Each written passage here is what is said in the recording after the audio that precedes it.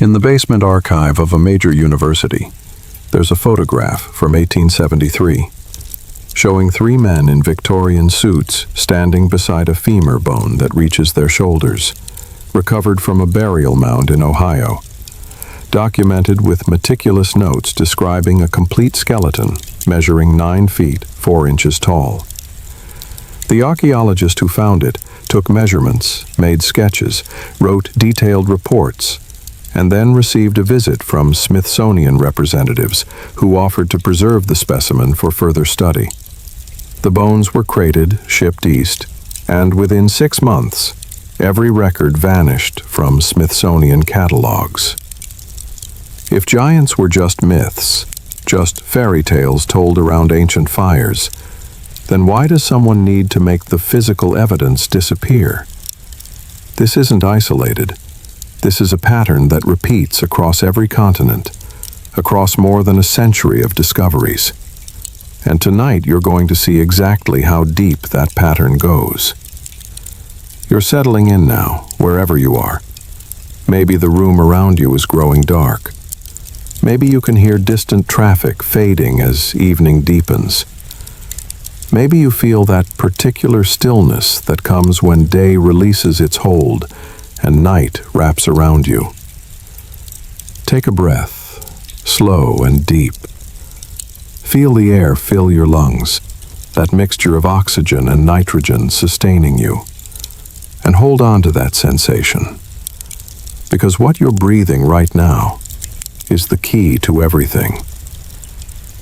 The air itself, the atmospheric composition you take for granted with every breath, that invisible ocean you swim through every moment.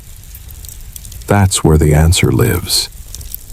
Not in magic or divine intervention, but in simple biology, in physics, in the relationship between organism size and the fuel available to sustain it. You're about to descend into a journey connecting ancient Sumerian tablets to modern laboratory experiments. You'll see how oxygen content determines what life can exist and how large it can grow. You'll understand why beings from a world with different atmospheric conditions would tower over humans, would age at rates that seemed impossible, would appear as gods because our ancestors had no framework to explain them. This isn't speculation. This is documented science accidentally confirming what ancient texts explicitly state. And the pattern is so clear, so undeniable, that enormous effort has gone into keeping these pieces separated, scattered across disciplines that never communicate, buried in translations that obscure rather than clarify. Before we begin, while the familiar world still feels solid, I want to know where you are. Leave a comment about your time zone, about whether darkness has fallen outside your window, or dawn is breaking. Tell me if you can see the moon tonight, because that same moon once illuminated beings who stood twice your height, who lived for centuries while generations of humans were born and died around them, who came from a place where time itself moved differently. The night sky they looked up at is the same one you see now, but what they knew about their origins has been systematically erased from official history. Until tonight. We're going to begin where all forbidden knowledge begins, with evidence that exists but has been hidden, with testimony recorded but dismissed, with science that proves the impossible but has been ignored because the implications are too uncomfortable. The answer doesn't lie in mysterious temples or buried cities. It lies in something so simple you've never questioned it. It lies in the air filling your lungs right now. In understanding that this air was once different, thick with oxygen, capable of sustaining life forms that modern atmospheric conditions make impossible. If you're ready to see what the archives tried to bury, what Sumerian tablets plainly state, what modern physics accidentally confirms, Then let the world fade into the background. Let your breathing slow and deepen. And follow me into a past deliberately hidden, into evidence existing in fragments, into a truth that will change how you see everything about human origins, and our place in a cosmos far stranger than the official story admits. Chapter 1. The Forgotten Testimony. Archives of Giants. You're standing in the basement archive of a major university library, the kind of place where they keep the books that don't quite fit the official narrative, where dust motes drift through slanted light from windows set high near the ceiling, where the smell of old paper and slowly decaying leather bindings fills your nostrils with each breath you take. The air down here is cool, noticeably cooler than the floors above, and there's a particular quality of silence that exists only in places where knowledge has been deliberately stored away from casual discovery. Your fingers trace along leather spines embossed with gold lettering that has faded with time, titles barely legible now. And you're looking for something specific. Reports from the 1800s, when archaeologists still documented what they actually found, instead of what they were supposed to find. The fluorescent lights above flicker occasionally, casting brief shadows across the narrow aisles between floor-to-ceiling shelves, and you can hear your own footsteps on the concrete floor, each step echoing slightly in this underground repository of inconvenient truths. You pull out a volume published in 1873, its binding cracked with age, and as you open it carefully, aware that the spine might give way entirely if you're not gentle, you see sketches drawn by hand, measurements recorded in meticulous Victorian script, and descriptions that make the hair on the back of your neck stand up with recognition. The author, a British archaeologist whose name appears in this book but has been scrubbed from most modern references, describes excavating a burial mound near the Ohio River and finding skeletal remains of a being that stood over 9 feet tall when living, with a skull so massive it required 2 hands to lift, with femurs that suggested immense strength and proportions that don't match anything in modern anthropology textbooks.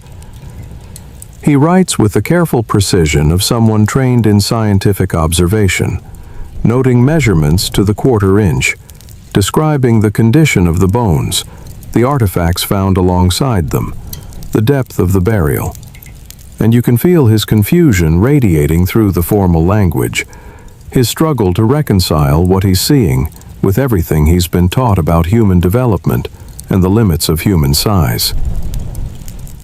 The page opposite the text contains a sketch of the skeleton laid out for measurement, and beside it, for scale, stands a man in Victorian dress, the top of his head barely reaching the ribcage of the giant remains. And this isn't artistic exaggeration. This is scientific documentation, drawn to scale, witnessed by multiple people, whose signatures appear at the bottom of the page, attesting to the accuracy of the rendering.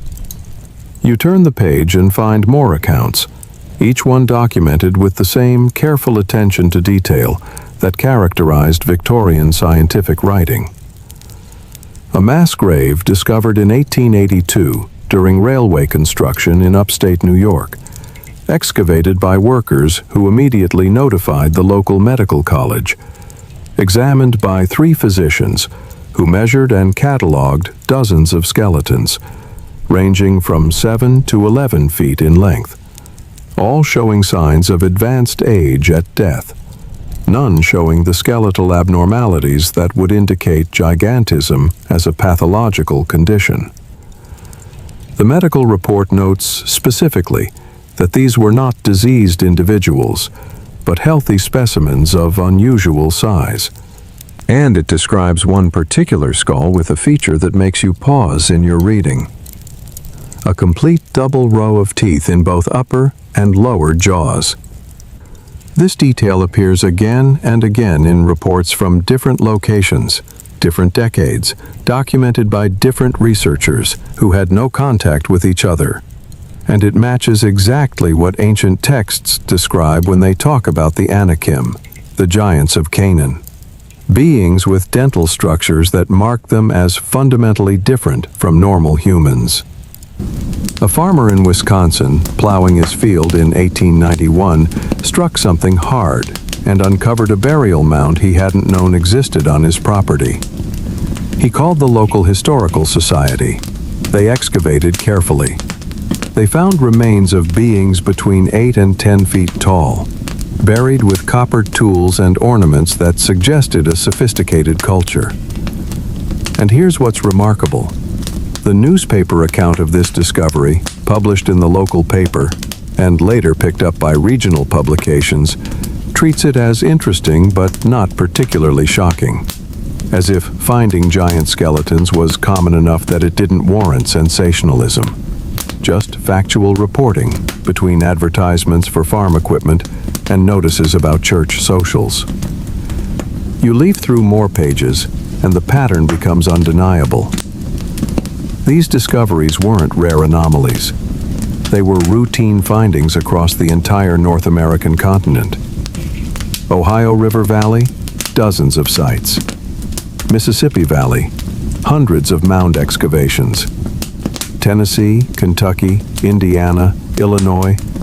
Every state in the Midwest and South has newspaper archives filled with matter-of-fact reports of giant skeletal remains discovered during construction, farming, natural erosion of riverbanks. The tone of these reports is what strikes you most.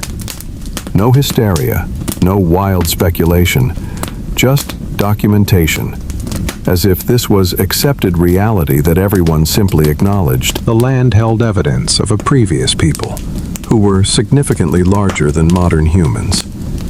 And this was unremarkable enough that it rated a few paragraphs of description before the newspaper moved on to reporting on harvest yields and local politics.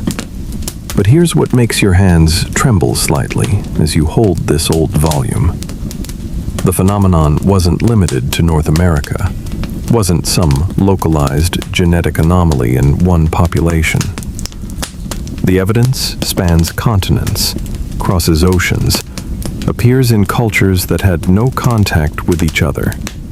And one case in particular illustrates this with such clarity, it's almost impossible to dismiss.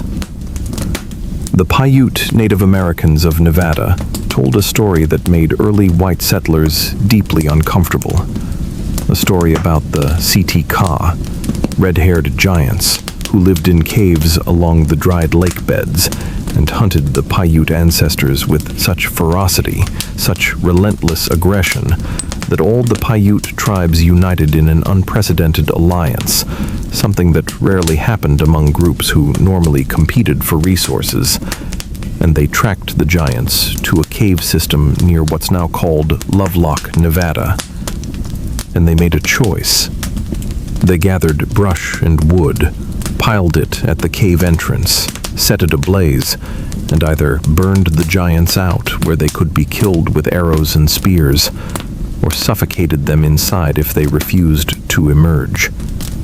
And the oral tradition passed down through generations describes the screams echoing from inside the cave, the smell of burning flesh, the finality of that battle that ended the giant threat forever. The settlers who heard this story in the late 1800s nodded politely and dismissed it as savage mythology, as primitive people inventing dramatic tales to explain natural rock formations or ancient bone deposits. And then, in 1911, miners extracting bat guano for fertilizer from Lovelock Cave, working their way deeper into the cavern system, broke through a thin wall into a burial chamber that hadn't been disturbed in thousands of years. And they found exactly what the legends described. Red hair, still intact, still recognizably red, despite millennia passing, preserved by the cave's extremely dry atmosphere and stable temperature. human remains between 8 and 9 feet in length, arranged in deliberate burial positions, not scattered randomly as if they'd fled into the cave and died, but laid out with care, with ceremony, suggesting some survivors or relatives had returned after the battle to honor their dead. Woven sandals so large they looked like children's boats, the craftsmanship intricate, the plant fibers carefully selected, and woven with a sophistication that speaks to advanced textile knowledge. And when you see photographs of these sandals displayed in museums today, they're 15 to 18 inches long, sized for feet that no modern human possesses. Duck decoys for hunting, carved from wood and reeds, showing such understanding of waterfowl behavior and such artistic skill that they're museum pieces in their own right, displayed as examples of prehistoric Native American craft, but never, ever mentioning that they were made by giants, who the Paiutes described as distinct from and predating their own ancestors in the region. The excavation team, led by local archaeologists and supervised by museum professionals, photographed everything, measured everything, cataloged everything with the scientific precision that characterized early 20th century American archaeology. And their documentation is meticulous, their field notes detailed, their conclusions clear. These remains are of humans significantly larger than modern populations, buried with artifacts suggesting a sophisticated culture. And the red hair and physical features match the oral traditions of the native people who still lived in the area. Then, the Smithsonian Institution expressed interest, as they so often did when giant remains were discovered, made an offer to preserve the materials for national study, to ensure these important specimens would be available for future researchers and protected from the deterioration that might occur in a small regional museum without proper climate control.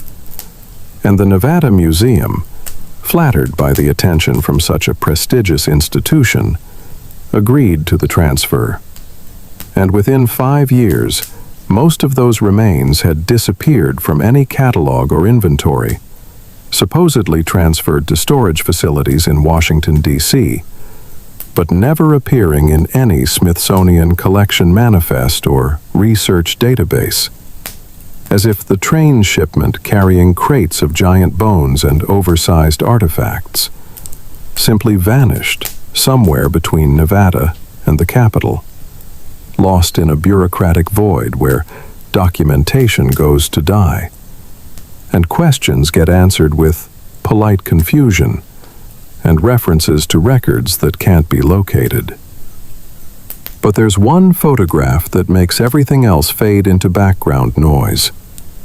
One image from a dig site in Wisconsin in 1897 that researchers don't discuss in polite academic company, and you have to search through layers of archived material to find it, because it's not cataloged properly, filed under the wrong reference number, buried in a collection of geological survey photos from a completely different region, almost as if someone filed it incorrectly on purpose, hoping it would be forgotten in the vast paper labyrinth of university archives.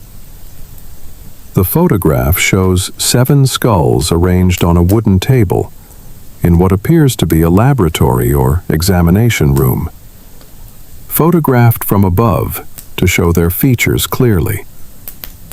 And what makes your breath catch, what makes the hair on your arms stand up, is that every single one displays the same anatomical anomaly. A complete double row of teeth in both upper and lower jaws. Not diseased or deformed or pathological, but fully developed, perfectly formed, functional. Healthy dentition, with the second row positioned slightly behind the first, creating what the original field notes describe as a fortified dental structure that would have made crushing bone or tearing tough plant fibers remarkably efficient. This isn't genetic variation showing up randomly in one individual. This isn't a mutation that appeared and disappeared across normal distribution patterns. This is 7 separate individuals from the same burial site, all excavated from the same mound complex in southeastern Wisconsin, all showing identical features that don't exist in modern human populations anywhere on Earth. Features that appear nowhere in the fossil record of human evolution, from Australopithecines through Homo erectus, through Neanderthals, through modern humans. But features that ancient texts describe with surprising specificity when they talk about the Anakim, the giants of Canaan, who made the Israelite spies feel like grasshoppers, who required special weapons to fight, who ate differently than normal humans. And here's the thing that makes researchers go absolutely silent when you show them this photograph. Those 7 skulls represent only the ones that were photographed before being packed up for shipment. The field notes from the excavation mention finding 31 skulls total in various states of preservation, all showing the double tooth characteristic, along with skeletal remains suggesting heights between 7 and 11 feet. And not a single one of those 31 skulls appears in any museum display or university collection or research paper published in the 127 years since. They simply vanished after the Smithsonian made their standard offer of preservation and national study. Disappeared into the same void that swallowed the Lovelock remains and the Ohio Valley specimens, and hundreds of other discoveries that were too problematic, too challenging to the narrative of gradual human evolution occurring in isolation without any external influence or intervention. The Smithsonian Institution becomes a recurring name in your investigation, appearing again and again as the final destination for giant skeletal remains that were never cataloged, never studied in any published research, never mentioned in any official institutional history. In 1904, according to correspondence you find in these archives, the Smithsonian claimed to have received 47 wooden crates containing skeletal materials from mound excavations across the Mississippi Valley, remains that, according to the shipping manifests, included multiple examples of oversized human bones, some with unusual features like the double rows of teeth, elongated skulls, and bone density exceeding normal human ranges. The director of the Bureau of American Ethnology acknowledged receipt of these materials in writing, his signature clear on documents that still exist in the National Archives. There are inventory numbers assigned to each crate. There are storage location codes indicating which building and which room they were designated for. But when researchers in the 1980s, curious about these Victorian-era collections and wondering if modern analytical techniques might reveal something the original excavators missed, filed Freedom of Information Act requests to examine these specific specimens, they were told the crates had been lost in a flood that damaged a storage facility in 1953. Except there's no record of any such flood in Smithsonian maintenance logs from that year. No insurance claims filed for water damage. No mention in any institutional documentation of an event significant enough to destroy dozens of crates of irreplaceable archaeological specimens. Another request, submitted by a different researcher, asking about different specimens from a different time period, receives a different excuse. The materials were destroyed during a renovation, when a contractor mistakenly discarded them, thinking they were construction debris. Except the renovation in question happened in a building that, according to architectural records and historical photographs, had no storage facilities for archaeological specimens. It was purely administrative office space. The pattern repeats with such consistency, it stops being a series of unfortunate accidents and starts being institutional policy. Evidence arrives, gets cataloged just enough to create a paper trail proving acquisition, then vanishes into storage facilities that have no record of housing it, while the official position remains that no such materials ever existed in the first place. You close the archive volume carefully and sit back in your chair, and the silence of this basement seems heavier now, weighted with all the testimony you've just absorbed, all the evidence that exists but has been systematically excluded from the official narrative of human history. Every culture remembered them. Every continent has produced their remains. The bones were real, measured, photographed, documented by trained scientists and casual observers alike, reported in newspapers with the same matter-of-fact tone used for describing county fair results and weather patterns. The consistency is overwhelming. These weren't isolated hoaxes or misidentified animal bones or exaggerated folk tales. These were routine archaeological findings across more than a century of excavation, reported by people who had no connection to each other, no reason to fabricate identical accounts, no framework for coordinating a global deception that would span generations and continents.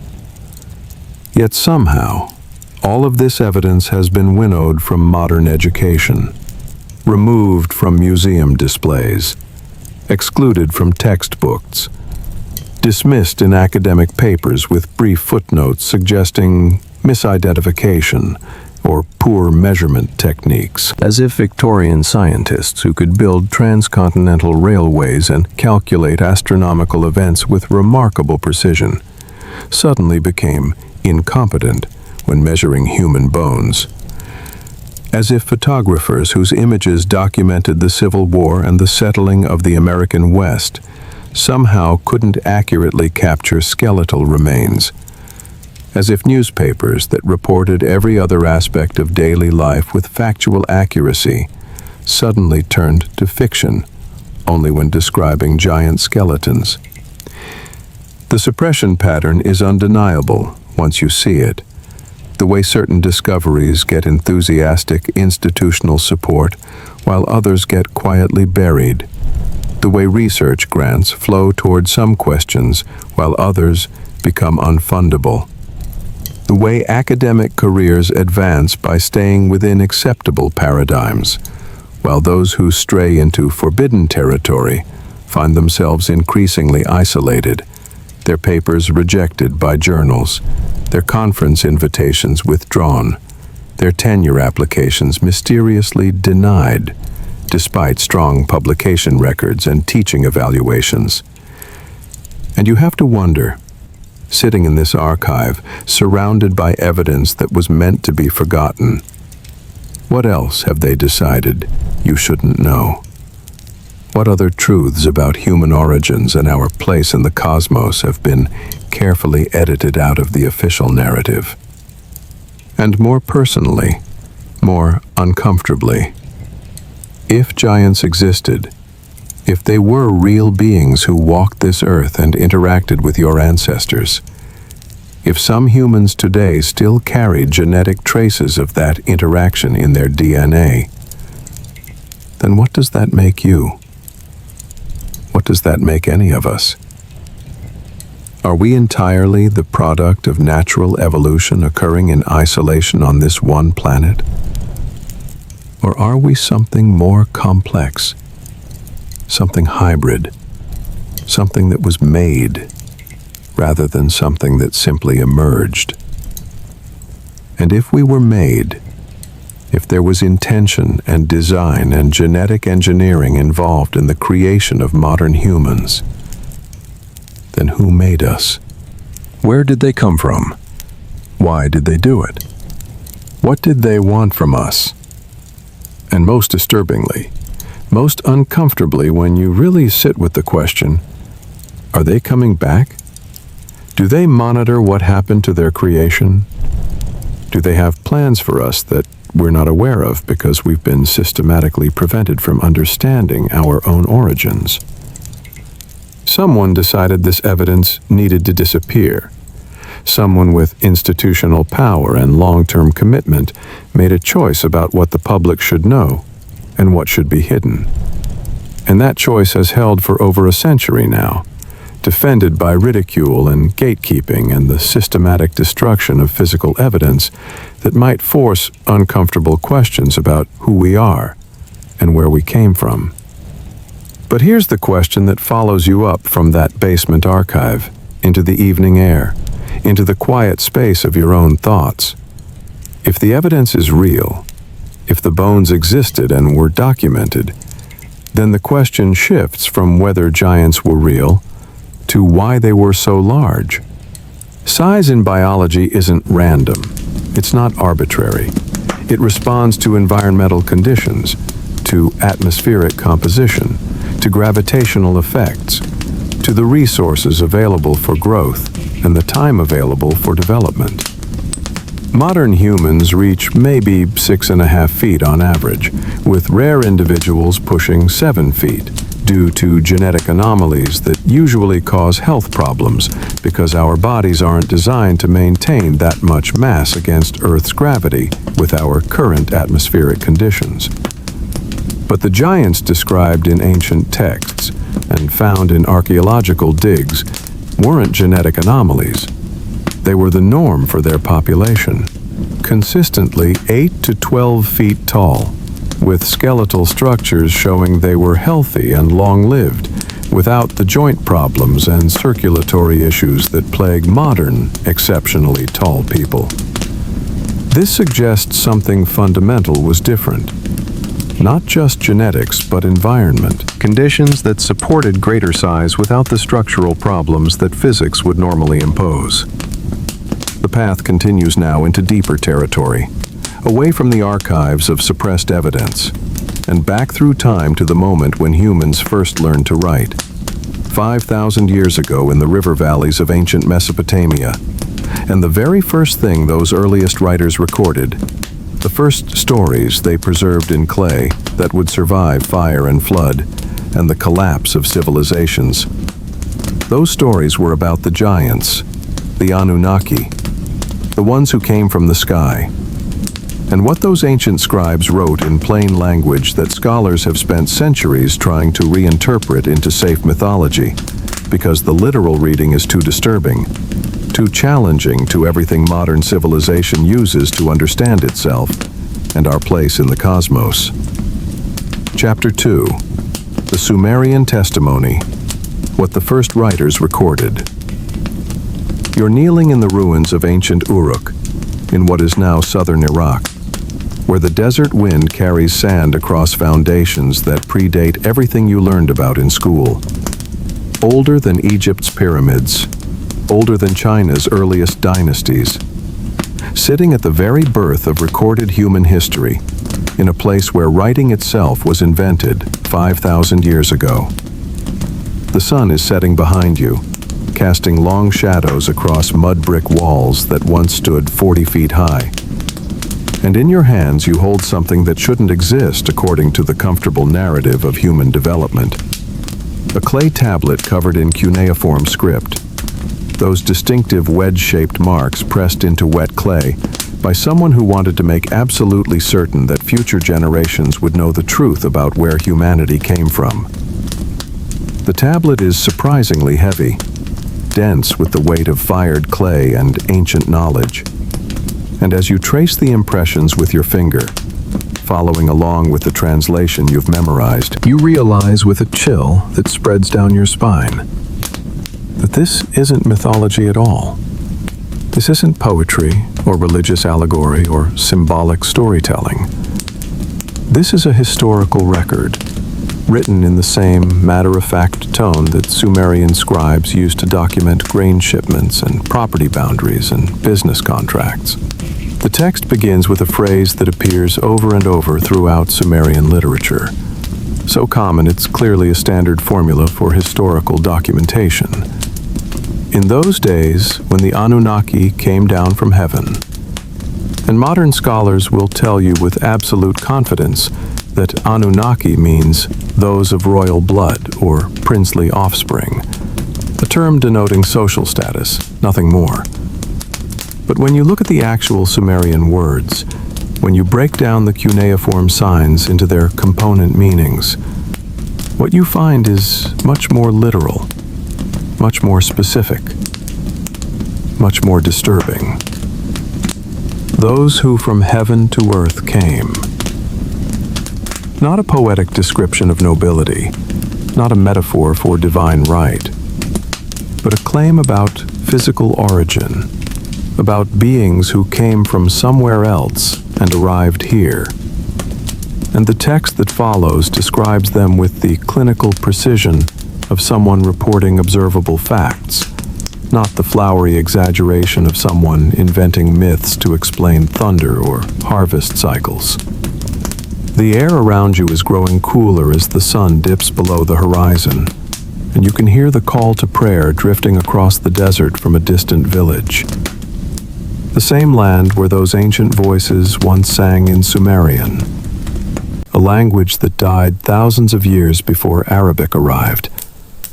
A language that recorded things scholars wish had stayed forgotten. And you're about to read what they actually wrote about the giants, about genetic engineering, about beings whose lifespans measured in millennia, while humans around them aged and died within decades, about the moment when our species was created. Not through natural evolution, but through deliberate intervention by someone who needed workers adapted to Earth's specific environmental conditions. The tablet you're holding describes the Anunnaki as beings of great size and longevity who came to Earth to mine gold. And before you dismiss this as fantasy, understand that the text specifies they needed gold, not for decoration, but for atmospheric purposes, to repair their planet's deteriorating atmosphere. And recent scientific papers on planetary science actually confirm that gold particles suspended in atmosphere can reflect solar radiation and stabilize temperature, making this ancient text weirdly prescient about chemistry that shouldn't have been understood until modern times. But here's where it becomes impossible to interpret as mythology. The Anunnaki found the mining work too difficult, the text states plainly, too physically demanding, even for their size and strength. So they held a council, debated solutions, and decided to create a worker race by mixing their own genetic essence with the essence of primitive hominids who already existed on Earth, producing us, Homo sapiens, as a hybrid species designed to be intelligent enough to follow complex instructions, but small enough and short-lived enough to remain controllable. This is written without symbolic language, without poetic flourish, in the same straightforward style used throughout Sumerian administrative texts. There was a problem. A solution was proposed. The solution was implemented. The results were successful. The text even specifies who did the work, naming Enki as the scientist god who conducted the genetic experiments, Ninmah as his assistant who helped refine the process. And it describes multiple attempts, early versions that didn't survive or couldn't reproduce, refinements to the mixture ratios, adjustments to ensure the created beings could breed true and wouldn't revert to primitive characteristics. And this level of procedural detail, this description of trial and error and iterative improvement, this sounds nothing like creation mythology, which typically involves instant divine creation through word or will. This sounds like someone describing a lengthy experimental process using the conceptual vocabulary available in Bronze Age Mesopotamia to explain something we would now call genetic engineering. The Enuma Elish, that Babylonian creation epic derived from older Sumerian sources, describes this mixing process with a specificity that makes you uncomfortable. They took clay, meaning the biological material of Earth. They mixed it with the blood of a god, meaning Anunnaki genetic material. They created Lulu, the first human, designed to bear the yoke of the gods, to do the work that the Anunnaki themselves found too burdensome. And when you stop interpreting this as poetic metaphor and start reading it as procedural documentation, what you're looking at is the oldest written description of genetic modification, older by thousands of years than modern science would claim such concepts could exist. The Epic of Gilgamesh, which is the oldest written story in human literature, describes its hero in terms that modern scholars desperately want to interpret as exaggeration or poetic license, but the text itself presents as straightforward biographical fact. Gilgamesh was 2/3 divine and 1/3 human, which in Sumerian terms means 2/3 Anunnaki bloodline and 1/3 normal human genetics, a specific ratio that the text treats as scientifically meaningful, not symbolically meaningful. And it goes on to note that he stood 11 cubits tall, which translates to approximately 16.5 feet, a giant among giants who could walk for days without tiring and whose physical strength was legendary throughout Mesopotamia. Now, here's what makes this impossible to dismiss as mere storytelling. The text describes Gilgamesh meeting Utnapishtim, the Sumerian Noah who survived the Great Flood. And Utnapishtim looks at Gilgamesh and comments specifically that he doesn't look any different from normal humans, except for his size, suggesting that the Anunnaki genetics didn't produce monstrous features or alien appearance, but simply scaled up human proportions, bigger but not fundamentally different in structure, which is exactly what you'd expect from a genetic hybrid, rather than from mythological invention, which typically makes divine human offspring dramatically non-human in appearance, with multiple heads or animal features or other symbolic markers of their hybrid nature. The tablet describes Gilgamesh ruling Uruk, the very city whose ruins surround you now. Describes him building the walls that archaeological excavation has confirmed existed exactly as described. Describes him conducting an expedition to the cedar forest to fight Humbaba. And while scholars dismiss the fight itself as mythological, the journey to Lebanon to harvest cedar wood is historical fact, confirmed by trade records and lumber import documentation from multiple Mesopotamian cities. So we have a text that blends verifiable historical details with accounts of giants in a way that suggests the giants were just as historical as the lumber trade.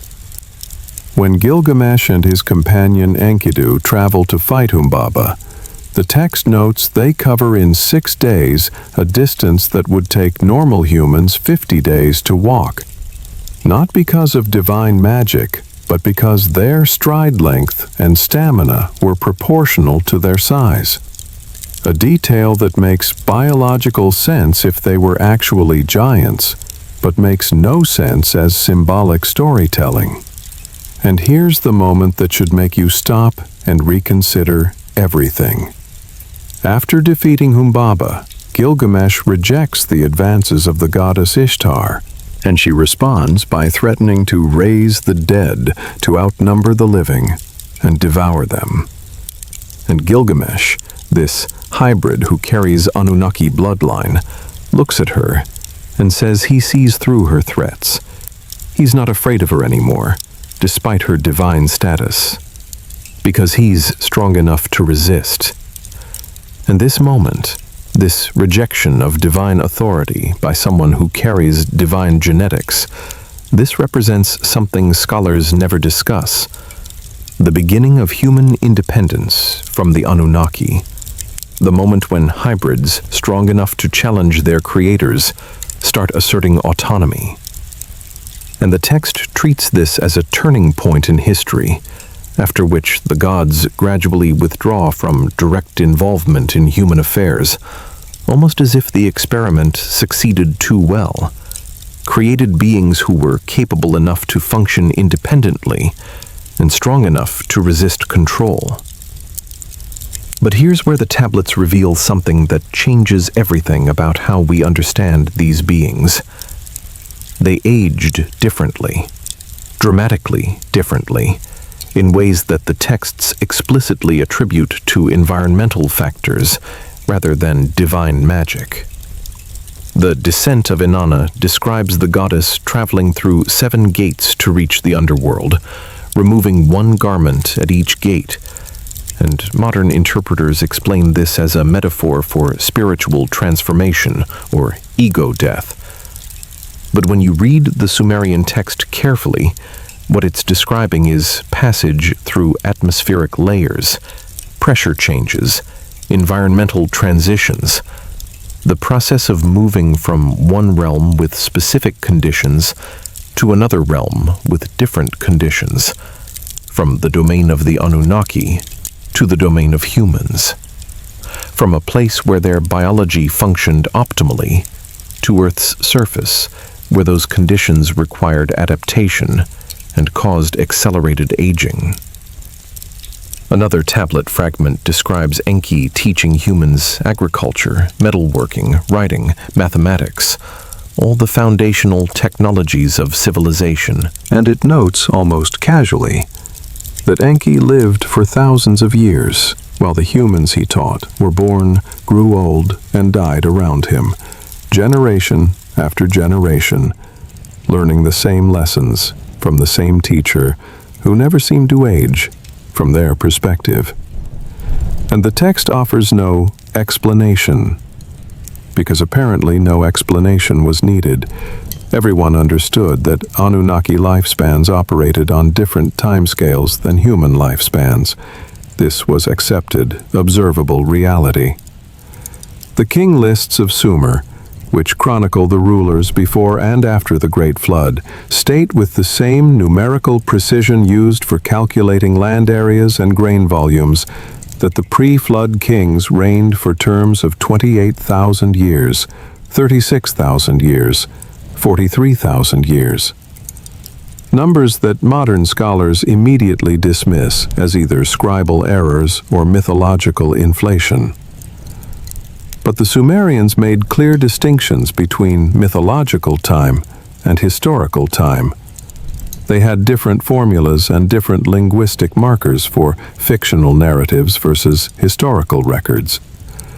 And these king lists use the historical record format, the same structure they used for documenting kings from periods we can verify through archaeology.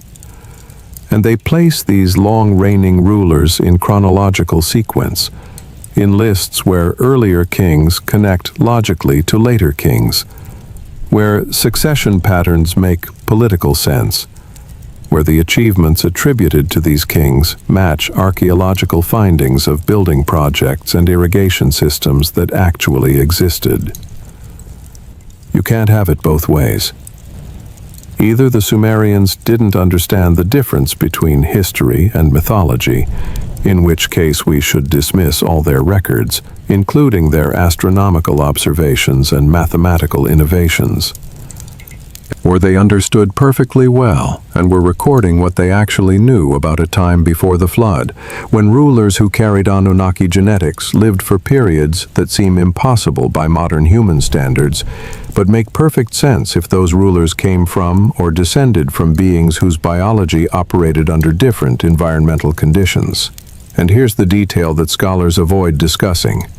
The texts explicitly state that when the 4 who decree fates came from Nibiru to inspect the Earth mission, they were shocked at how old Enki and Enlil and Ninmah looked, despite being millions of years younger than themselves in their own time reference.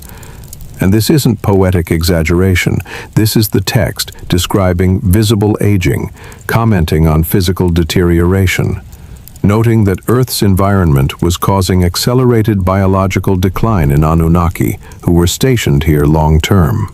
You stand up from the tablet, dust yourself off, and look across the ruins of Uruk as darkness settles completely over the desert. And you have to reconcile something deeply uncomfortable. The Sumerians weren't primitive people spinning fantasies around campfires. They invented writing specifically to keep accurate records. They developed mathematics sophisticated enough that we still use their base 60 system for measuring time and angles.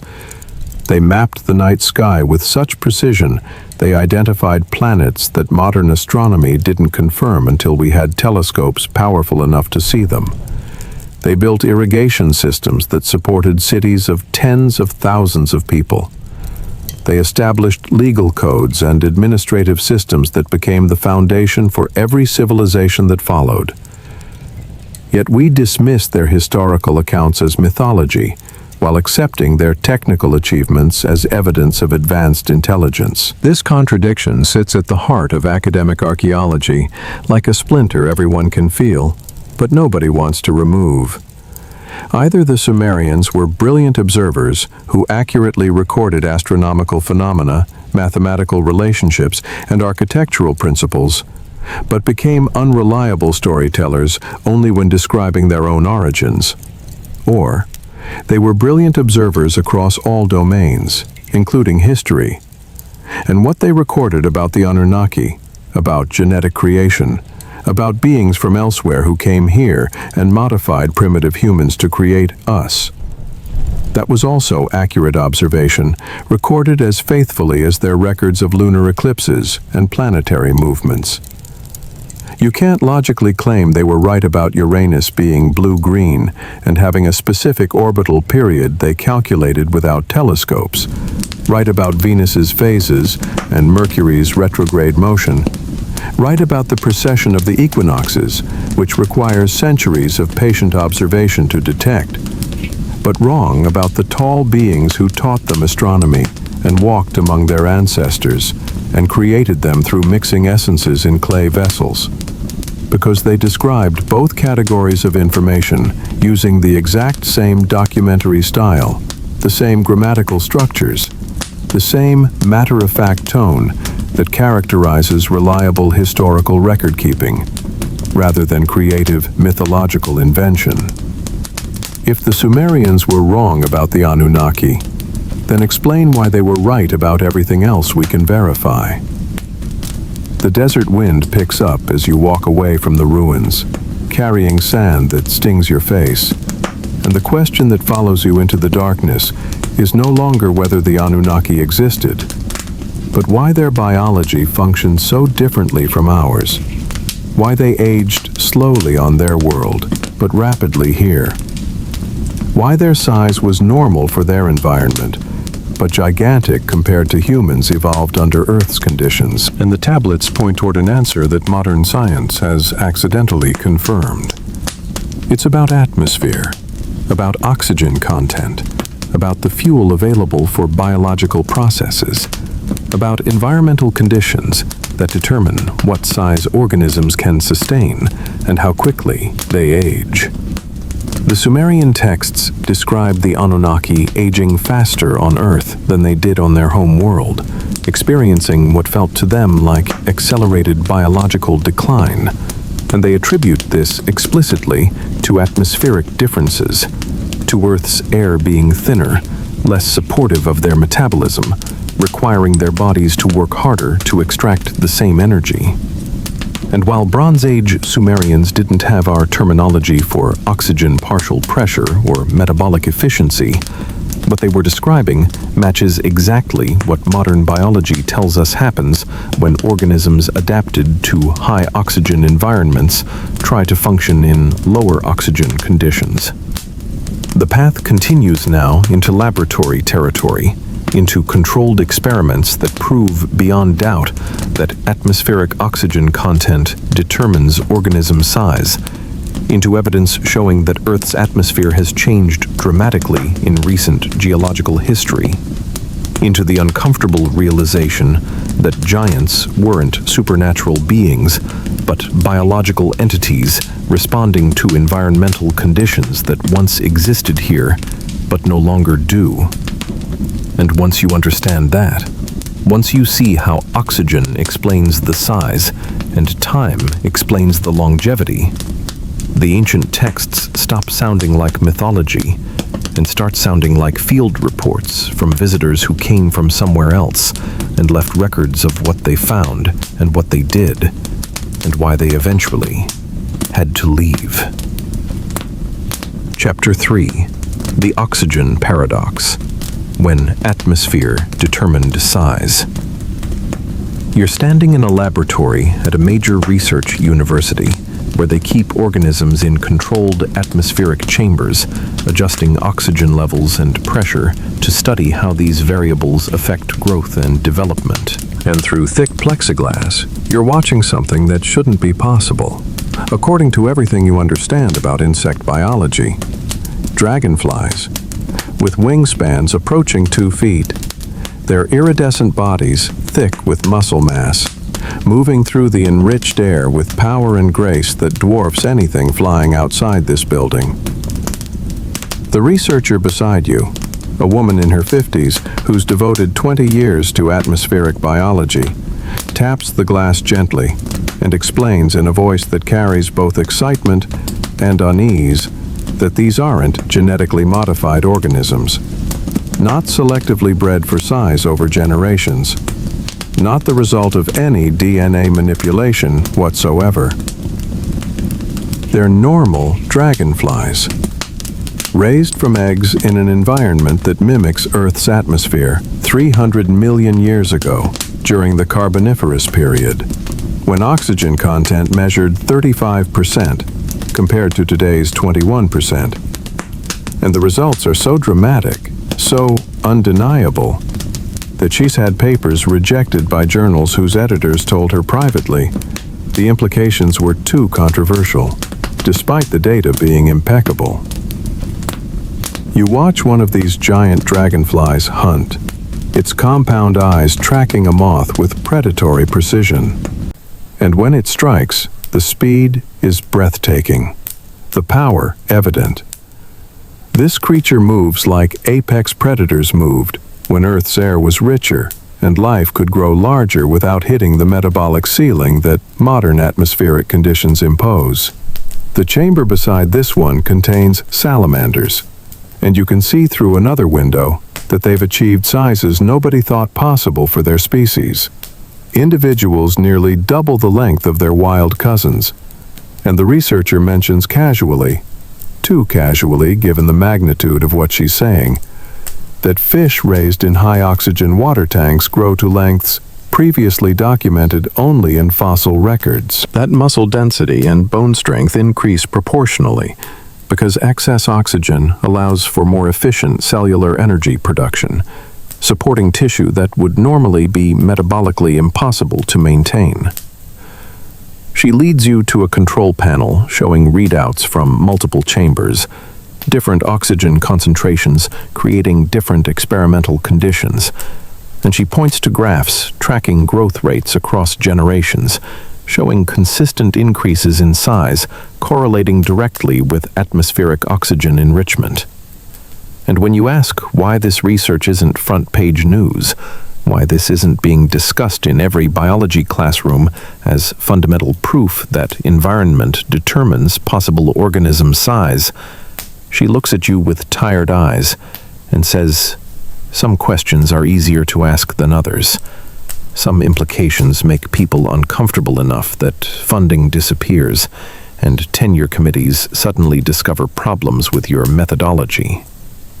And you understand, without her saying it explicitly, that she's proven something that challenges too many established narratives about how evolution works and what factors limit biological development. This is established science, published in peer-reviewed journals despite the resistance, demonstrated in laboratories across 3 continents by researchers who have no connection to ancient astronaut theories or alternative history speculation.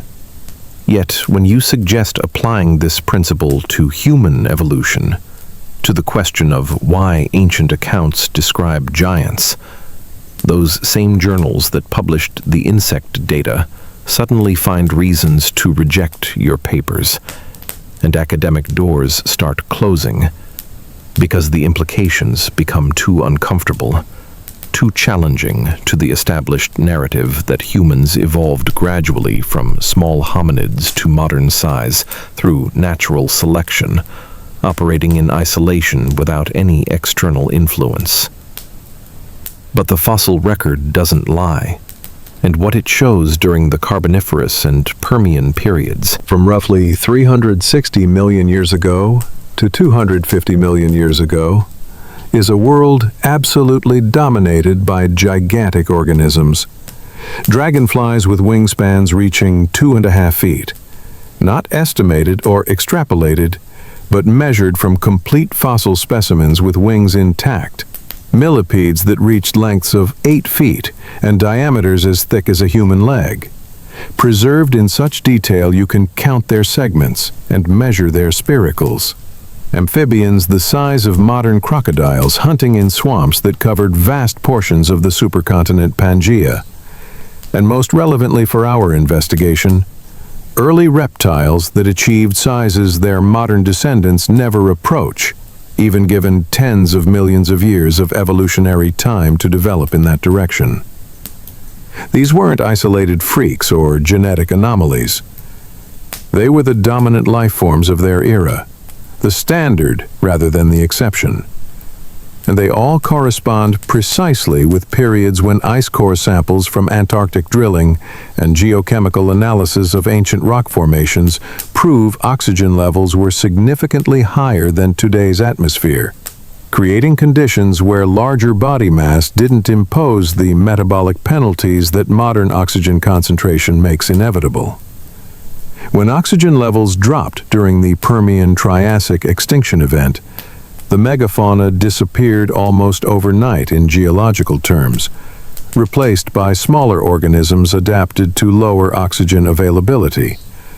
Organisms that could survive the new atmospheric conditions because their reduced size required less fuel, demanded lower metabolic rates, could function effectively with less oxygen per breath.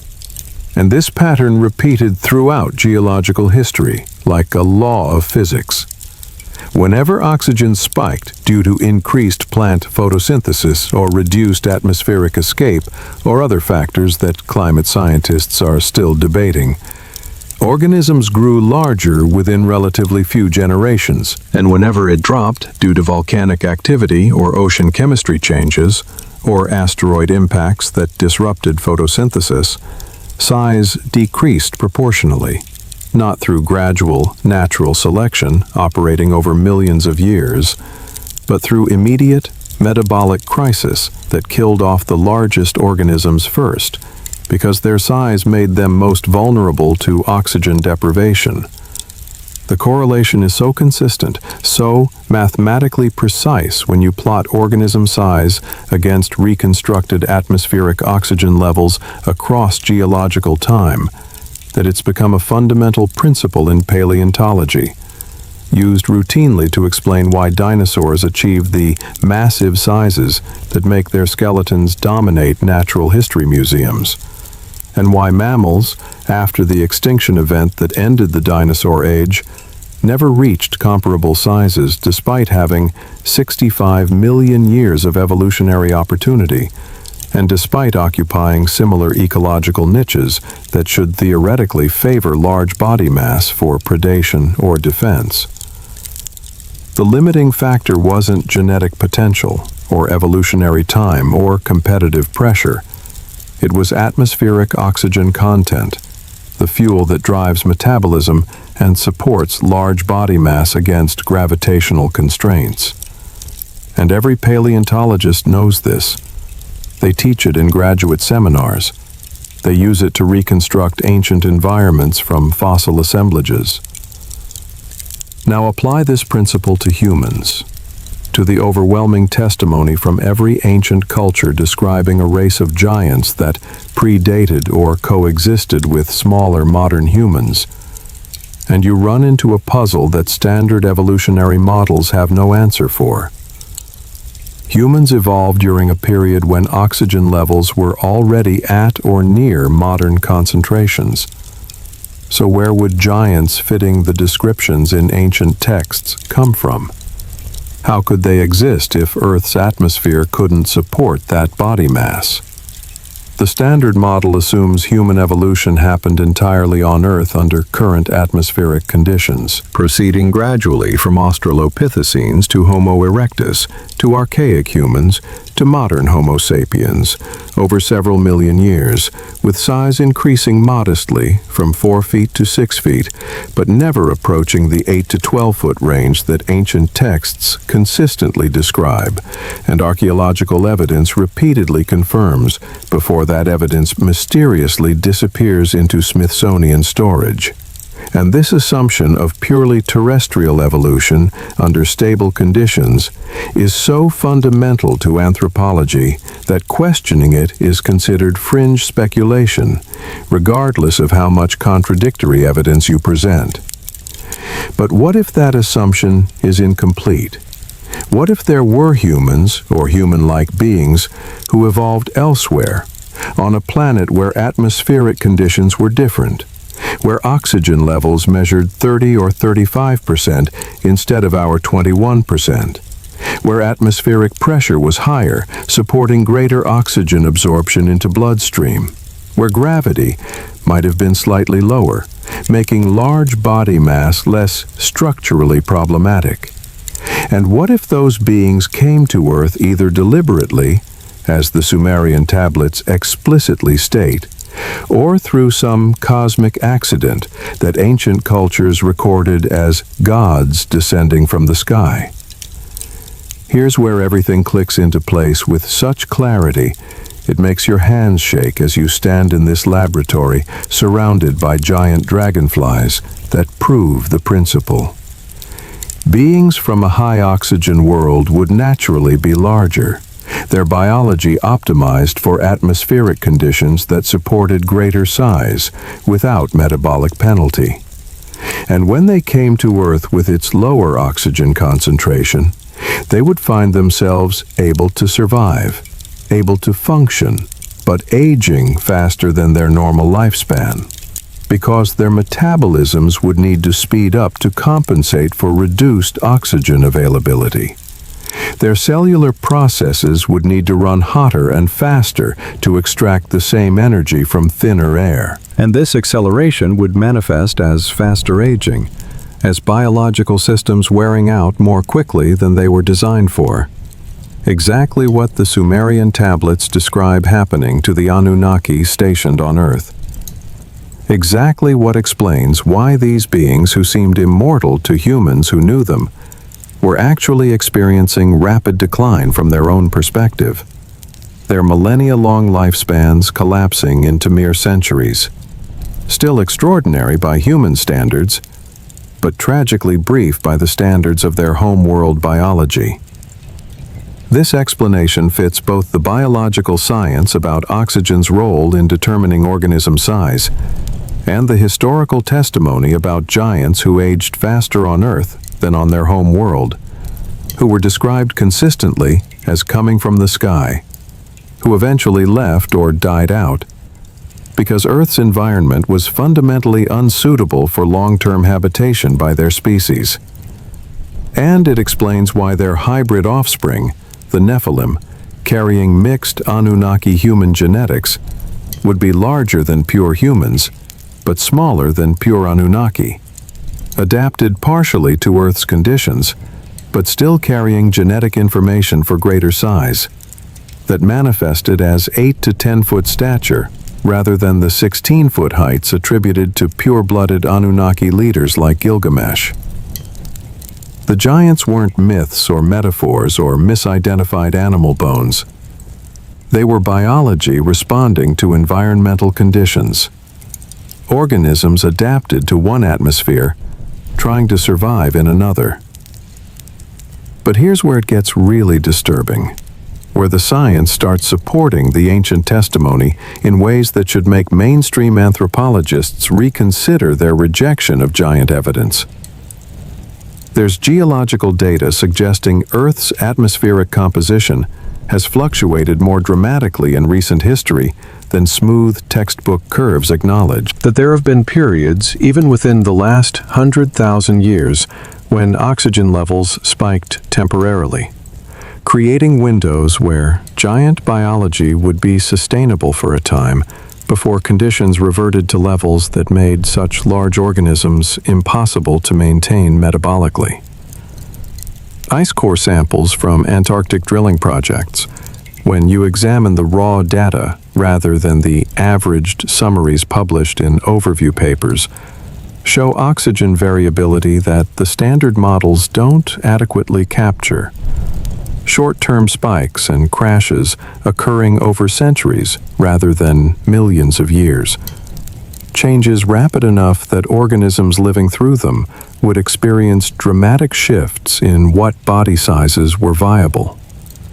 And while the official interpretation attributes these fluctuations to measurement error or local Antarctic conditions that don't represent global atmosphere, some researchers, looking at the same data, see evidence of real atmospheric instability, driven by factors we're only beginning to understand, possibly related to solar activity cycles, possibly related to changes in Earth's magnetic field affecting atmospheric retention, possibly related to celestial events that ancient cultures recorded but we've dismissed as mythology.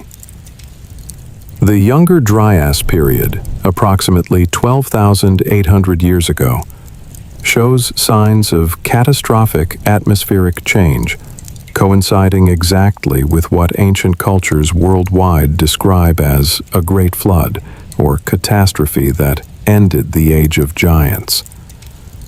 And while mainstream science attributes the extinction of Ice Age megafauna like mammoths and giant sloths and saber-toothed cats to hunting pressure from newly arrived human populations, or to climate change making their habitats unsuitable, the simultaneity of these disappearances across multiple continents, separated by oceans, suggests an environmental trigger that affected all large organisms, regardless of their geographic location or human contact. If atmospheric oxygen dropped suddenly, perhaps due to massive volcanic activity or a comet impact or solar event that disrupted Earth's magnetic shielding, large organisms would be the first to suffer, catastrophically, because their metabolic demands couldn't be met by the new atmospheric conditions. They would experience the equivalent of altitude sickness at sea level. Their populations would crash within a single generation, as adults struggled to breathe and juveniles couldn't grow to full size.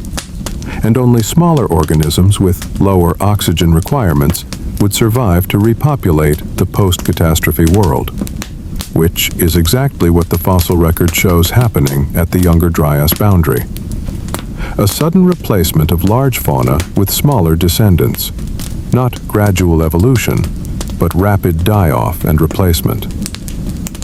Ancient humans living through such a period of atmospheric transition would have watched giants decline before their eyes, would have seen beings who once dominated through sheer physical presence gradually weaken over decades, would have witnessed the last of a race that could no longer sustain itself in the changed environment. And they would have attributed this to divine punishment, or natural ending of an age, because they had no framework for understanding atmospheric chemistry, no way to explain that the invisible ocean of air surrounding them had changed composition enough to make giant biology unsustainable. So they told stories about gods withdrawing from the world, about giants being cursed for pride, about a flood that separated the old world from the new.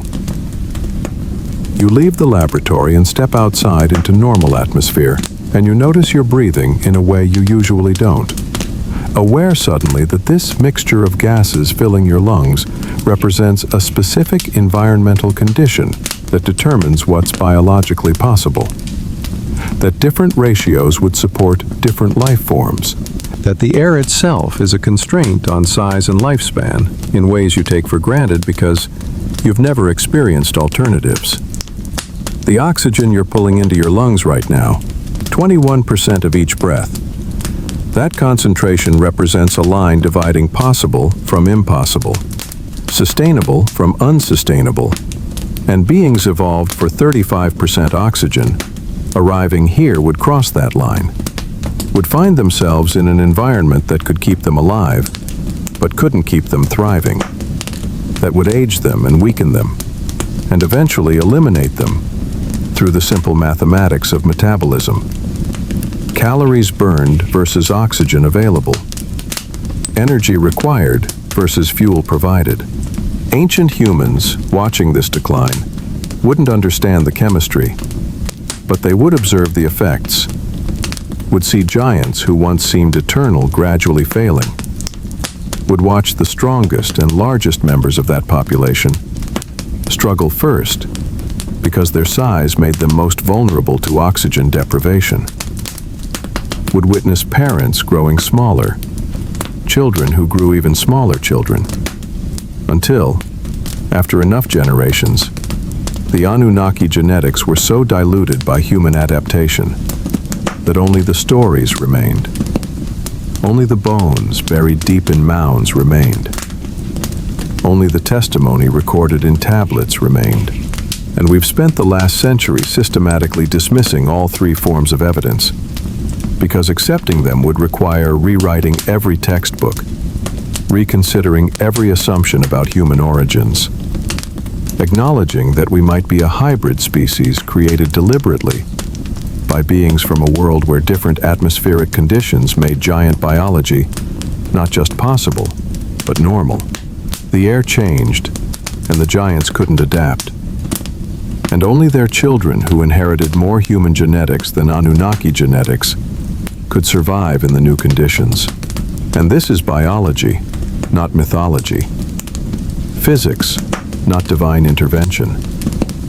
Atmospheric science, not ancient alien fantasy. But oxygen content alone doesn't explain the full picture.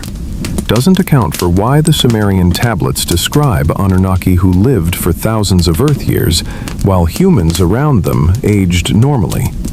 Doesn't explain why the four who decree fates from Nibiru looked young after millions of years, while Enki and Enlil aged rapidly after only thousands of years on Earth.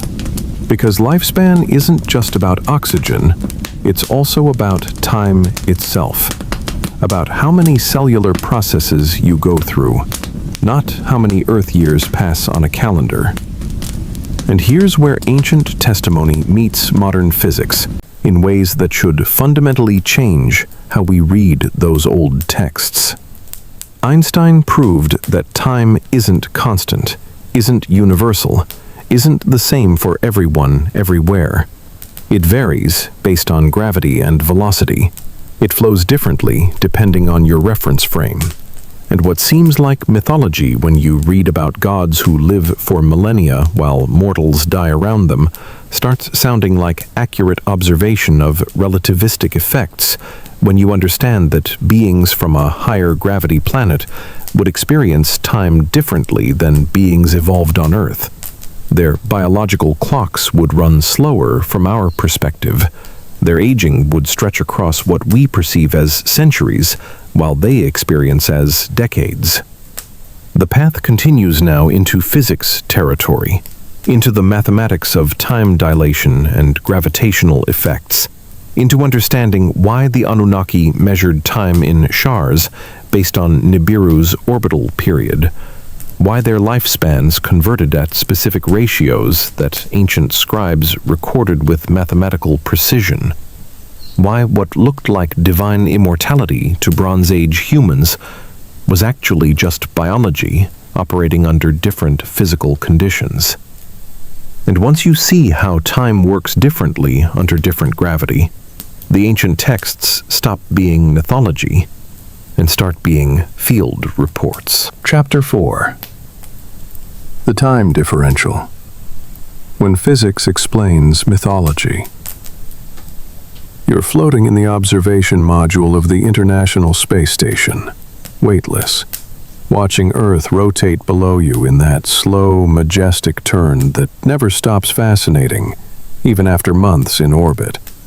And you're listening to a conversation between two astronauts who've been up here for nearly a year. And one mentions something that sounds like science fiction, but is actually documented fact, confirmed by atomic clocks carried on every mission. When they return to Earth, they will have aged slightly less than their identical twin sibling who remained planet-side. Microseconds less, but measurably so. Provably so, because time actually moves differently depending on your velocity and your position in a gravitational field. Einstein predicted this mathematically in 1905. Skeptics dismissed it as theoretical abstraction with no real-world significance. And then, atomic clocks became precise enough to measure the effect and proved Einstein right, down to the nanosecond. Time is not a constant, not universal, not the same for everyone, everywhere. It's a variable that changes based on your reference frame, on how fast you're moving, and how deep you are in a gravity well. And this means beings existing under different gravitational or velocity conditions would age at different rates, even while experiencing time as moving normally from their own perspective. This is established physics, won Nobel Prizes, powers the GPS satellites that guide your car. Because the satellites experience time differently than receivers on Earth's surface, and the system has to compensate for relativistic effects, or your navigation would be off by miles. Yet, when ancient texts describe beings who lived for thousands of years, while humans around them aged normally, we dismiss it as mythology, rather than considering whether they might have been describing a real phenomenon, using the only conceptual framework available to them, attributing to divine nature what was actually physics, calling immortality what was actually time dilation. The astronaut gestures toward Earth below, that blue marble spinning in the darkness, and explains that time down there is moving fractionally faster than time up here, not because of magic, but because of math. Because gravity bends space-time, and velocity affects temporal flow. And if you lived your entire life in orbit, if you spent decades on a massive space station, or traveled at significant fractions of light speed, you would age measurably slower than people living planet-side. You would watch them grow old while you remained relatively young. And if you then traveled to a planet with higher gravity than Earth, the effect would reverse. You would age faster than beings adapted to those conditions. And this is exactly, precisely, literally what the Sumerian tablets describe happening to the Anunnaki stationed on Earth. The equations are straightforward enough that undergraduate physics students learn them in their second year. Higher gravity slows time relative to lower gravity positions. Higher velocity increases time dilation relative to stationary reference frames. And the effects multiply when both factors are present simultaneously. Meaning a planet with higher mass than Earth would have inhabitants who experience time more slowly than we do, their biological clocks running at a different rate, their cellular processes proceeding through fewer cycles per Earth year, their aging stretched across what we perceive as centuries, while they experience as decades.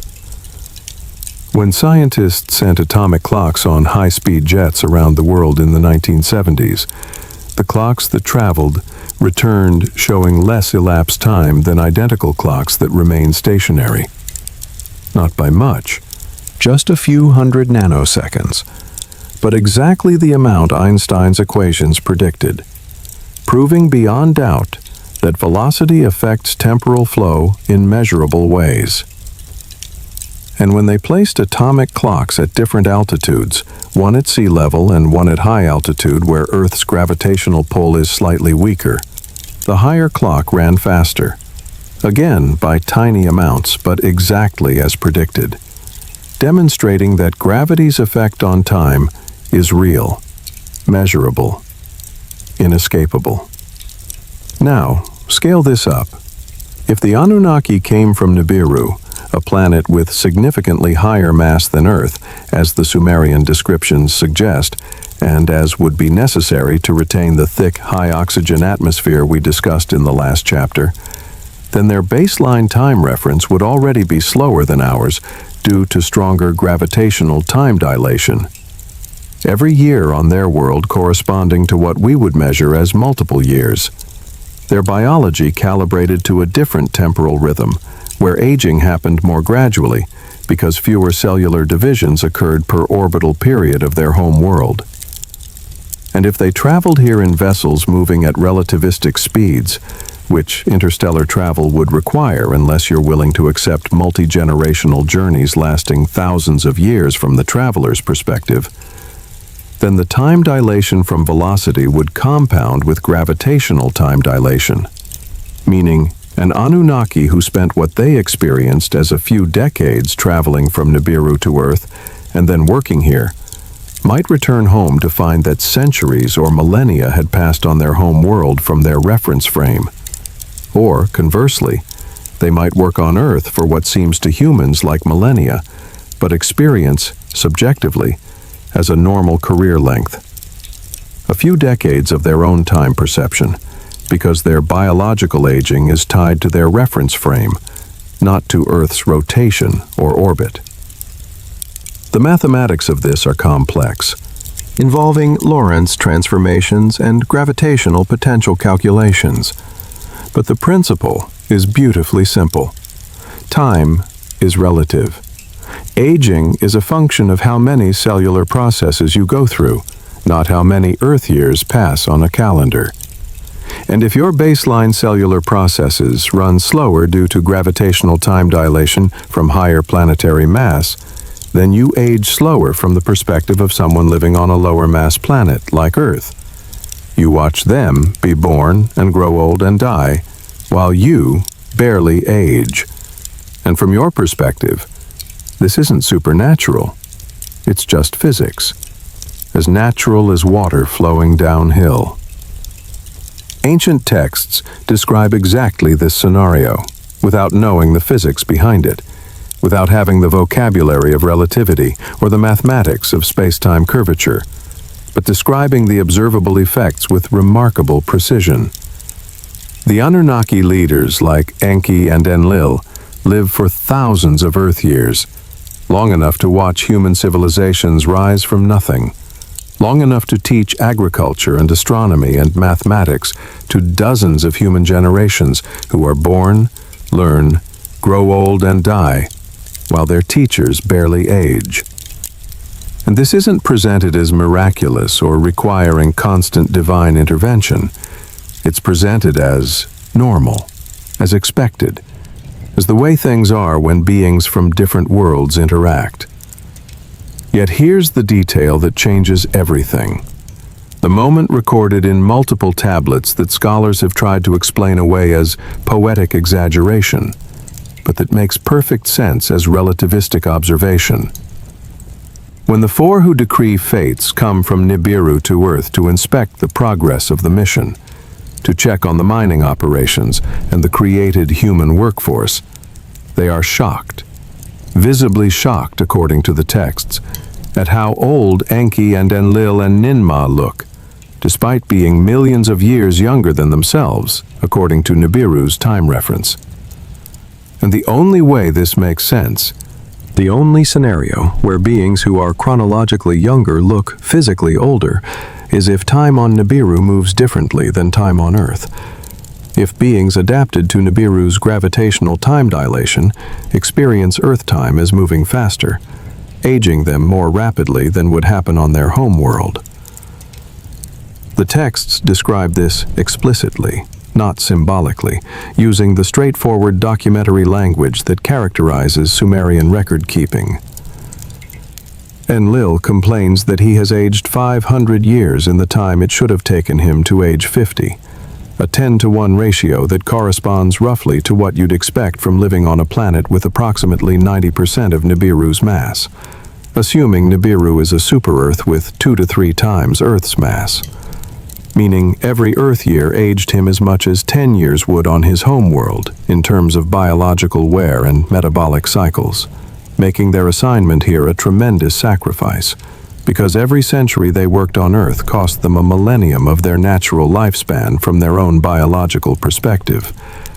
Every 1,000 Earth years they spent teaching humans and overseeing gold mining operations represented 10,000 years of aging from their cellular reference frame. This isn't mythology when you understand the physics.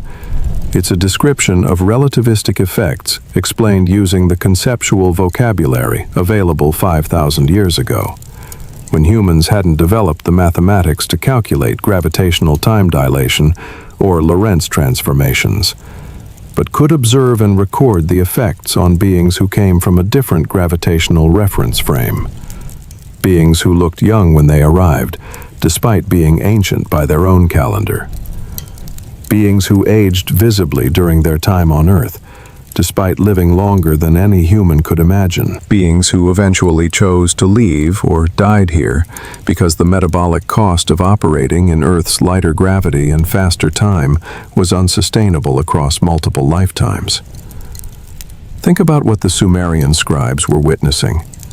Teachers who lived for their entire civilization's history, leaders who ruled for longer than their great-great-grandparents' memories reached, beings who moved through time at a different rate than everyone around them. And the scribes recorded this not as miracle, but as fact, as observable reality that required documentation, but not explanation, because everyone could see it happening. Everyone understood that the Anunnaki experienced time differently, even if nobody knew why. But here's where the ancient accounts provide details that shouldn't exist if this was just creative storytelling. Multiple texts describe the Anunnaki measuring time differently than humans, using a calendar system based on Nibiru's orbital period rather than Earth's rotation or orbit around the Sun, calculating ages in units called shars, where 1 shar equals 3,600 Earth years, corresponding to 1 complete orbit of Nibiru through the solar system, according to Sumerian astronomical records. And when you convert the ages given for Anunnaki leaders from shars to Earth years, when you apply that 10-to-1 biological aging ratio that Enlil complained about, you get numbers that match exactly what you'd expect if those beings experienced time at a dilated rate compared to humans, due to gravitational effects.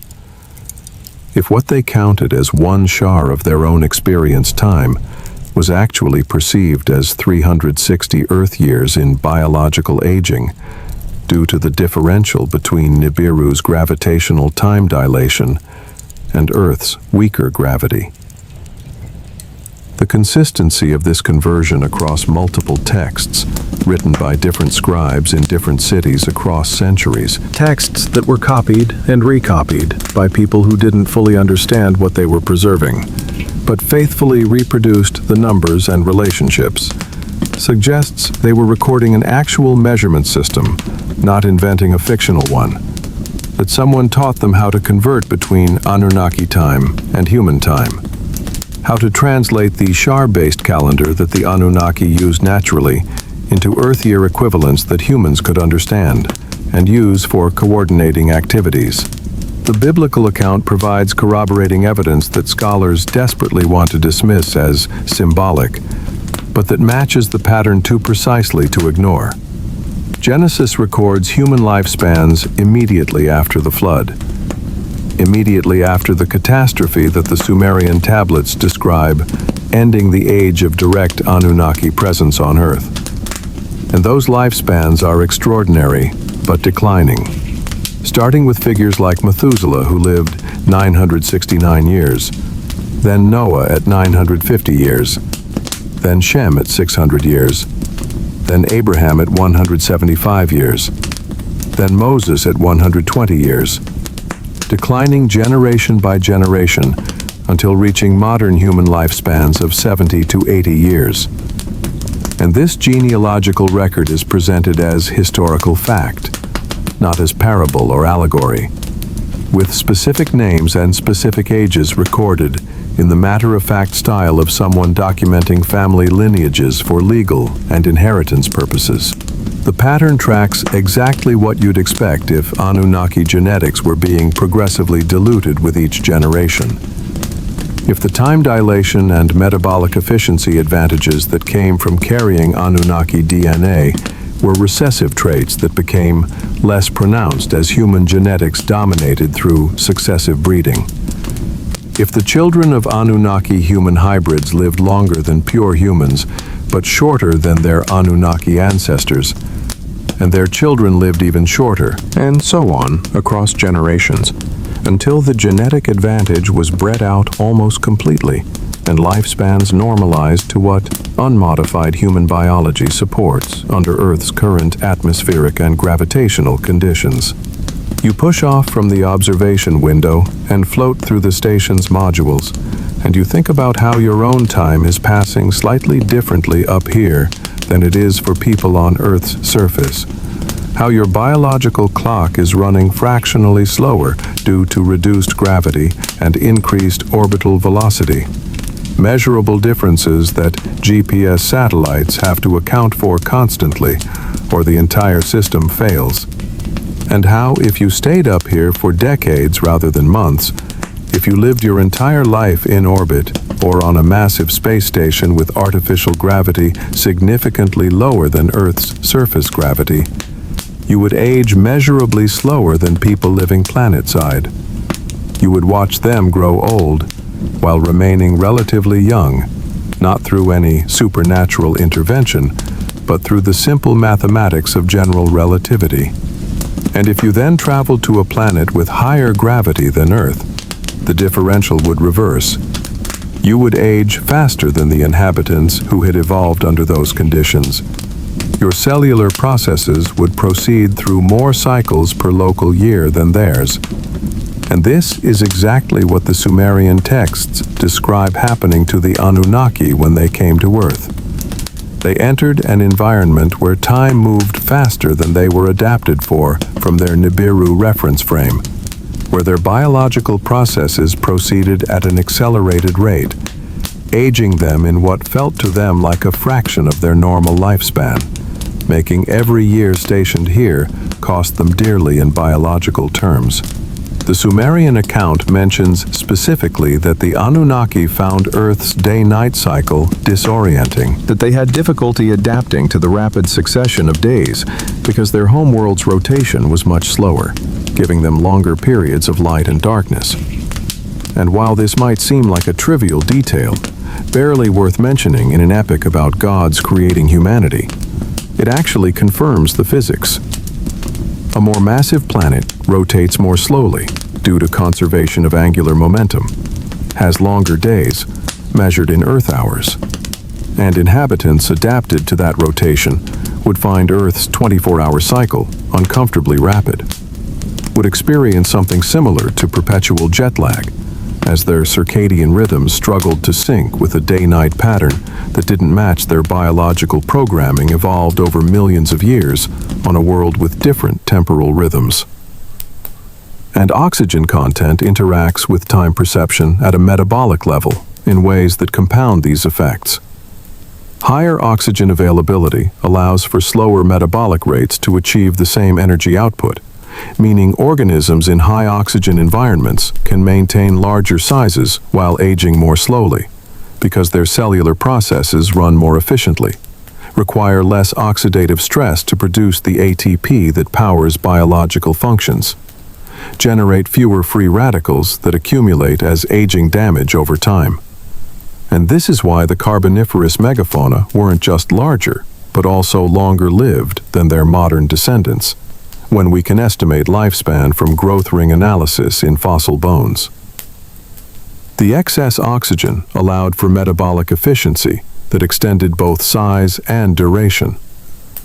Apply this to the Anunnaki scenario.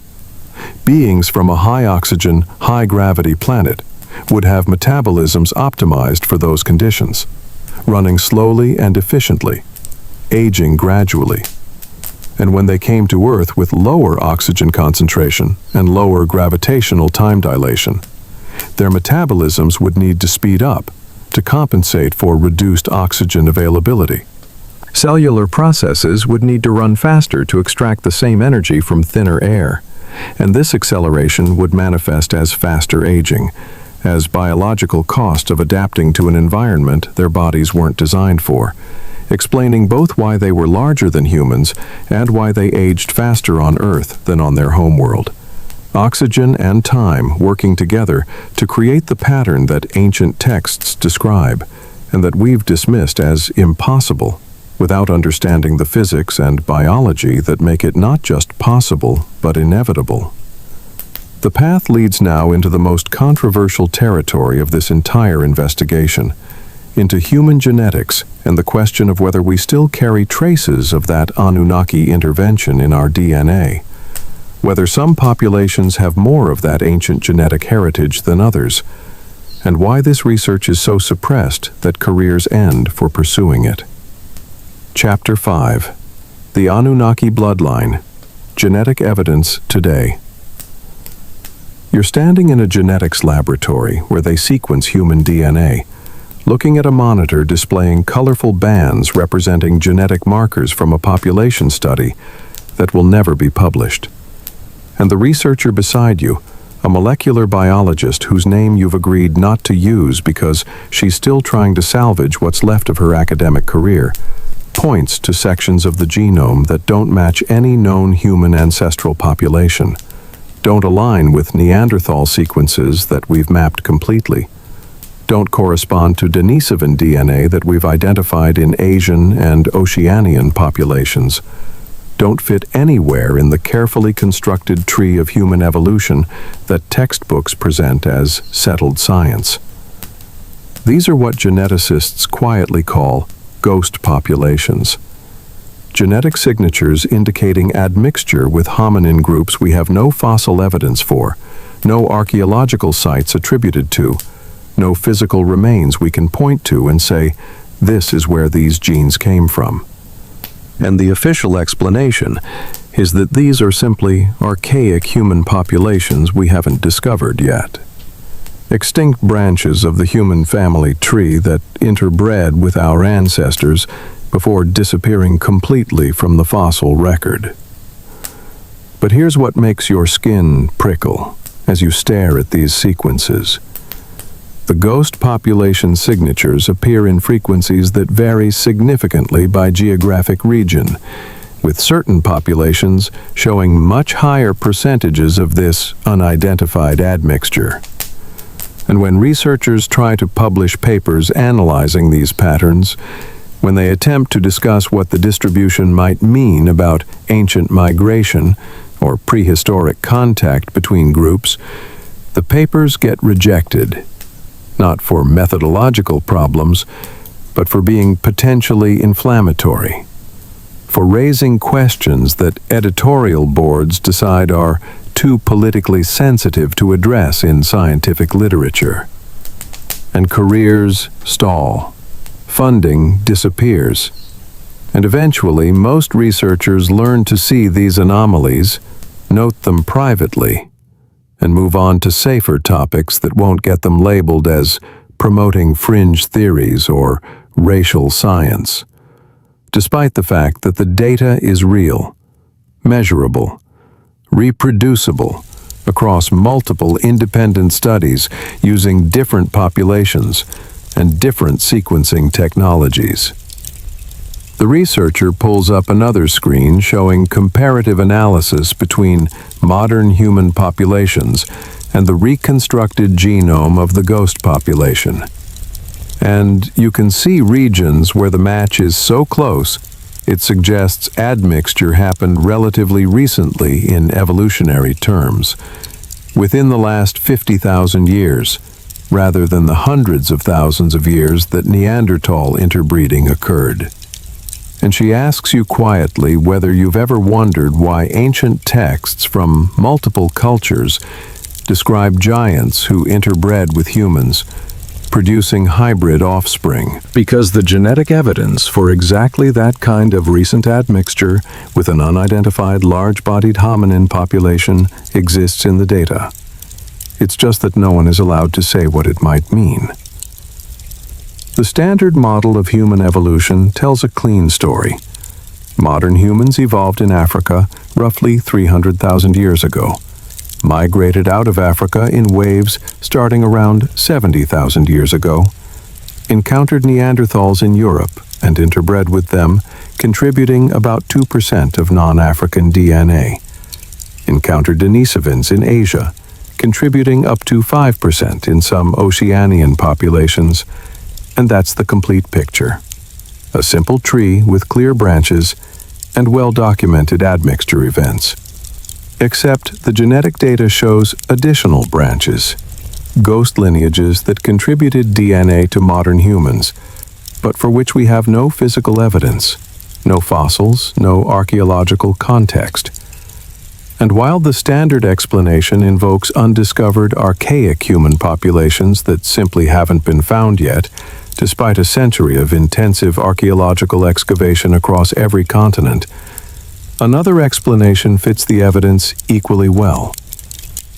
These ghost populations were the Nephilim, the hybrid offspring of Anunnaki human breeding that ancient texts describe in detail. Beings who were larger than normal humans, but smaller than pure Anunnaki, who carried genetic advantages in size and longevity, but were adapted to Earth's environment, unlike their extraterrestrial ancestors, and who left their genetic signature in human populations through continued interbreeding before their advantageous traits were eventually diluted below detectability, or before they died out entirely, as environmental conditions changed following whatever catastrophe ended the Age of Giants. Studies published in prestigious journals like Nature and Science have identified these ghost populations using sophisticated analytical techniques, noting that modern human DNA contains segments that don't derive from any known ancestral group, that show patterns consistent with admixture from populations we have no other evidence for. And the papers carefully avoid speculation about what these populations might have been, where they came from, why we have no fossil evidence despite clear genetic proof they existed and interbred with our ancestors. Because straying into that territory invites immediate criticism and accusations of promoting pseudoscience. But the data doesn't care about politics or career concerns. The data simply shows what it shows. Human DNA contains contributions from sources we cannot identify using the fossil record, sources that contributed relatively recently in evolutionary time, sources that appear in different frequencies in different populations, suggesting geographic variation in contact and interbreeding. And when you map the distribution of these ghost population markers against ancient accounts of giants and heroes with divine ancestry, when you overlay genetic data onto historical testimony, the patterns align too precisely to dismiss as coincidence. The populations showing highest frequencies of unidentified admixture are often the same regions where ancient texts most prominently feature stories of divine human interbreeding, where archaeological sites have produced the giant skeletal remains that subsequently disappeared into Smithsonian storage, where cultural memory most strongly preserves accounts of a time before the flood, when beings from the sky walked among humans and produced hybrid offspring who became the heroes and kings of antiquity, the mighty men of old that Genesis describes, the demigods that Greek mythology celebrates, the divine bloodlines that royal families across cultures claimed justified their right to rule. The biblical account is explicit about something that makes geneticists deeply uncomfortable when they actually read the text carefully. The Nephilim, the giants produced when the sons of God came to the daughters of men, existed both before the flood and after the flood.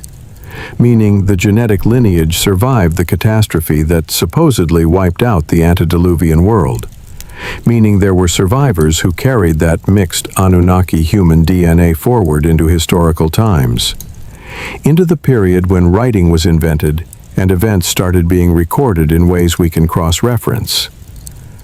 Genesis describes the Anakim, the giants of Canaan who made the Israelite spies feel like grasshoppers by comparison, as descendants of the Nephilim, a continuous genetic line connecting the pre-flood giants to historical populations that the Israelites actually encountered and fought against. And the text provides specific names, specific locations, specific battles where these giants were killed, treating them as historical fact, not mythological invention. Goliath, the Philistine champion who fought David, is described as standing over 9 feet tall, with a spear shaft like a weaver's beam. And he's specifically noted as coming from Gath, where giants were known to dwell, where his brothers who also fought against Israel were similarly oversized. And one of these brothers is described as having 6 fingers on each hand and 6 toes on each foot. Exactly the polydactyly that appears in multiple archaeological reports of giant skeletons that were excavated in the 1800s and photographed before disappearing. European royal families, Egyptian pharaohs, Sumerian kings, Persian nobility, families that ruled for centuries and maintained power across generations despite political upheavals that toppled common dynasties. These bloodlines consistently claimed descent from gods, claimed divine right to rule based on ancestry that reached back to the time when immortals walked the earth. And historians interpret this as political theater, as mythology deployed to justify social hierarchy. But what if they were stating literal genealogical truth? What if they actually carried genetic heritage from the Anunnaki human hybrids? Enough of that DNA to confer advantages in longevity, in physical stature, in cognitive capacity that made them notably different from common populations, and that they carefully preserved through strategic marriage alliances designed to keep the bloodline concentrated. The Habsburg jaw, that distinctive facial structure that defined European royalty for centuries, and that geneticists now know resulted from generations of careful inbreeding designed to preserve specific genetic traits, demonstrates that royal families understood enough about heredity to maintain particular characteristics across many generations. So why assume they didn't understand they were also maintaining less visible genetic advantages inherited from ancestors who were themselves hybrids of human and something else?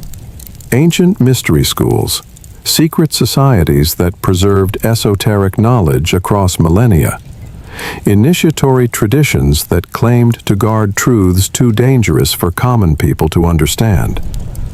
These organizations consistently taught that human origins involved intervention by advanced beings, that certain bloodlines carried special heritage from that intervention, that the knowledge of how to recognize and cultivate these bloodlines was the deepest secret they protected.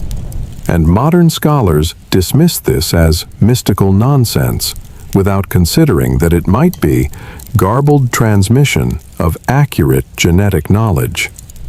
Practical understanding of heredity expressed in the symbolic language available before modern genetics gave us better vocabulary. But here's where it becomes impossible to ignore the suppression pattern, where individual researcher experiences accumulate into undeniable systemic bias against investigating this question. Multiple geneticists have had papers rejected, grants denied, conference presentations canceled, not because their methodology was flawed or their data was questionable, but because their conclusions pointed toward archaic admixture patterns that don't fit the approved narrative of human evolutionary history. One researcher studying Central Asian populations identified genetic markers suggesting admixture with an unknown large-bodied hominin population within the last 40,000 years, submitted her findings to a major genetics journal with impeccable methodology and strong statistical support, and received a rejection, stating that while the analysis was sound, the implications were too speculative given the lack of fossil evidence, effectively saying that genetic data alone isn't sufficient to propose the existence of populations we don't have bones for, despite the fact that we literally discovered Denisovans through genetic analysis before finding any substantial fossil evidence, and that discovery was celebrated as a breakthrough. Another research team, examining DNA from ancient remains found in Peru, identified sequences that didn't match any known Native American ancestral population or any known Old World source, suggesting these individuals carried genetic heritage from an unidentified group. And when they tried to present their findings at an anthropology conference, their presentation was pulled from the program after complaints from other attendees who argued that discussing unknown ancestral populations in the Americas without fossil evidence was irresponsible and likely to fuel fringe theories about lost civilizations or ancient aliens. The pattern repeats across institutions, across countries, across decades.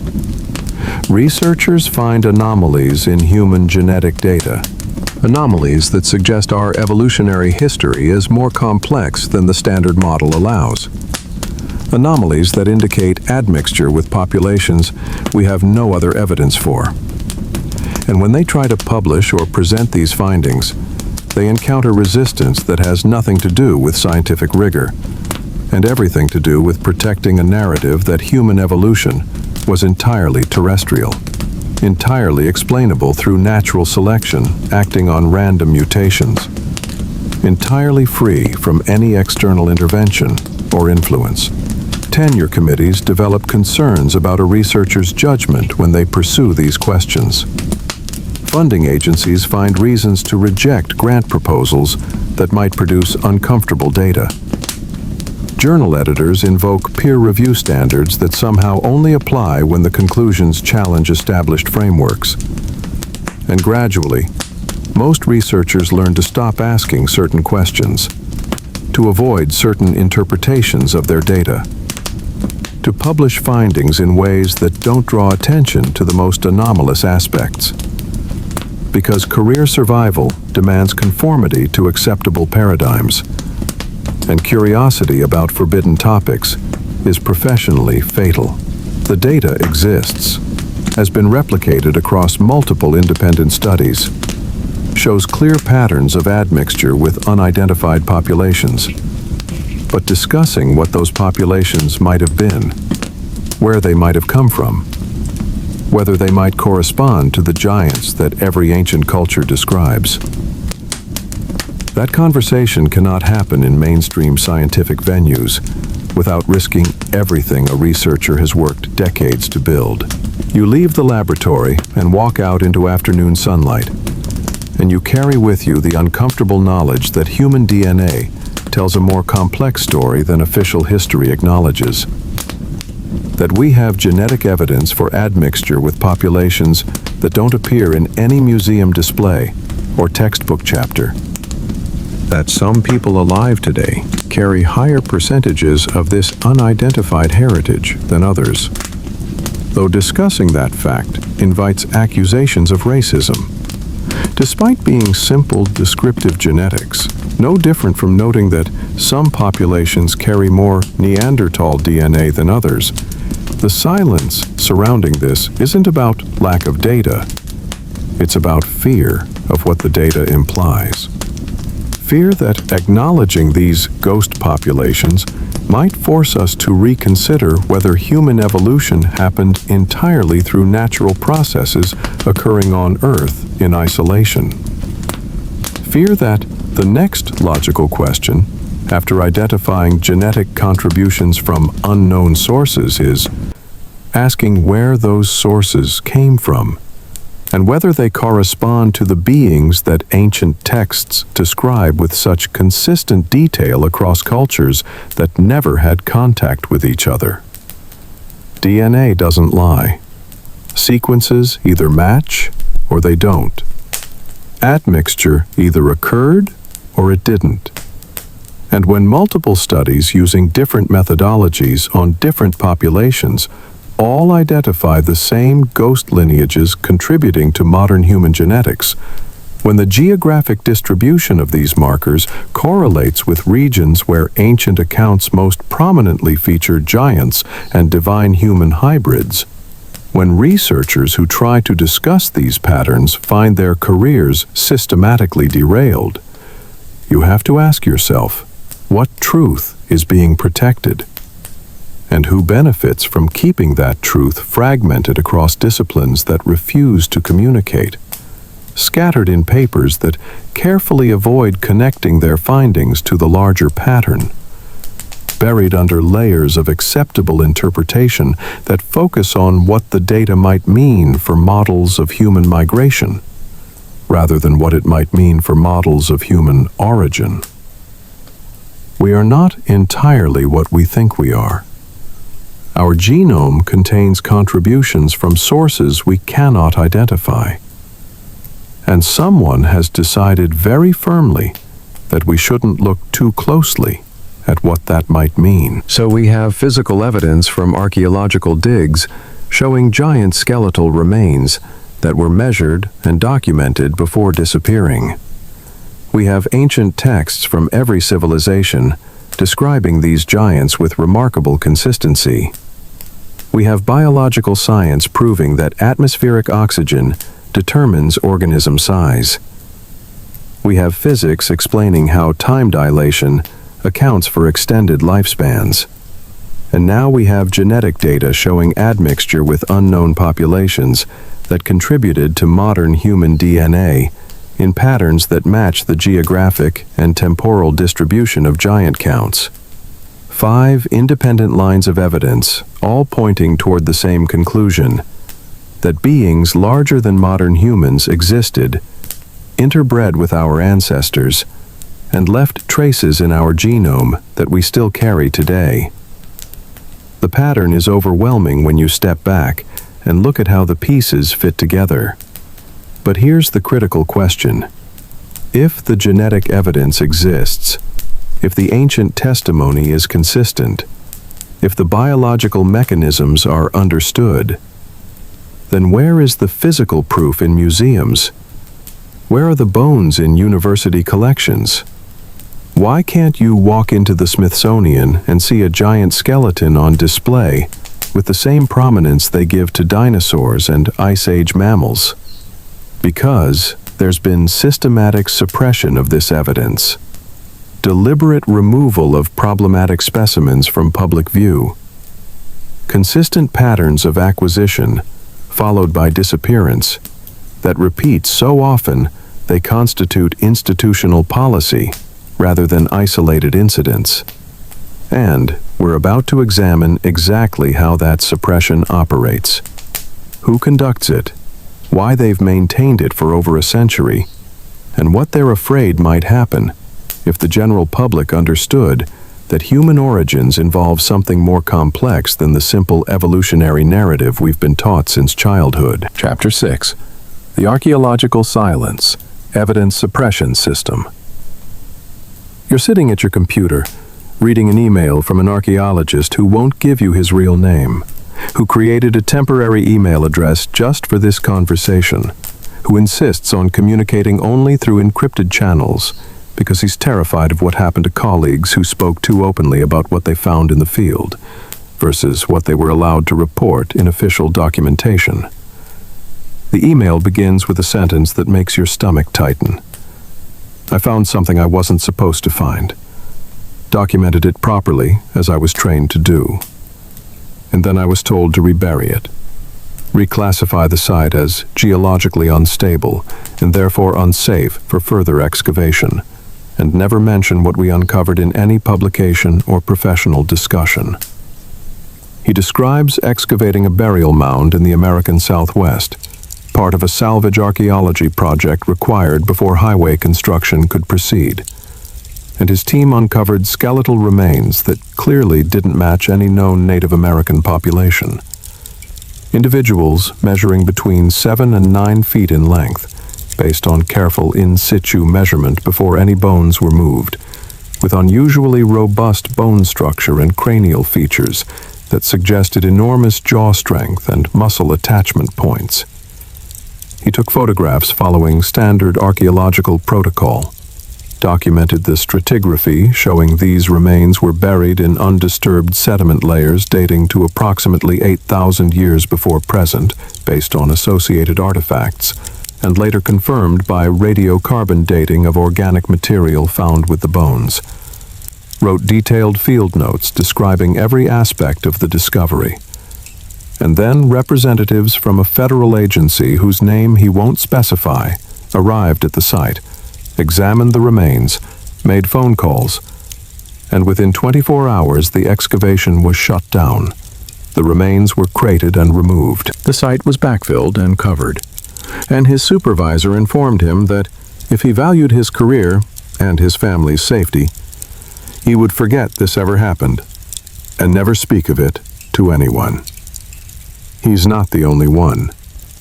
The email includes links to a private forum where archaeologists share stories they can't publish, discoveries that vanished, evidence that was confiscated, careers that ended mysteriously after researchers pushed too hard for answers about where the specimens went, or why certain finds couldn't be studied or displayed.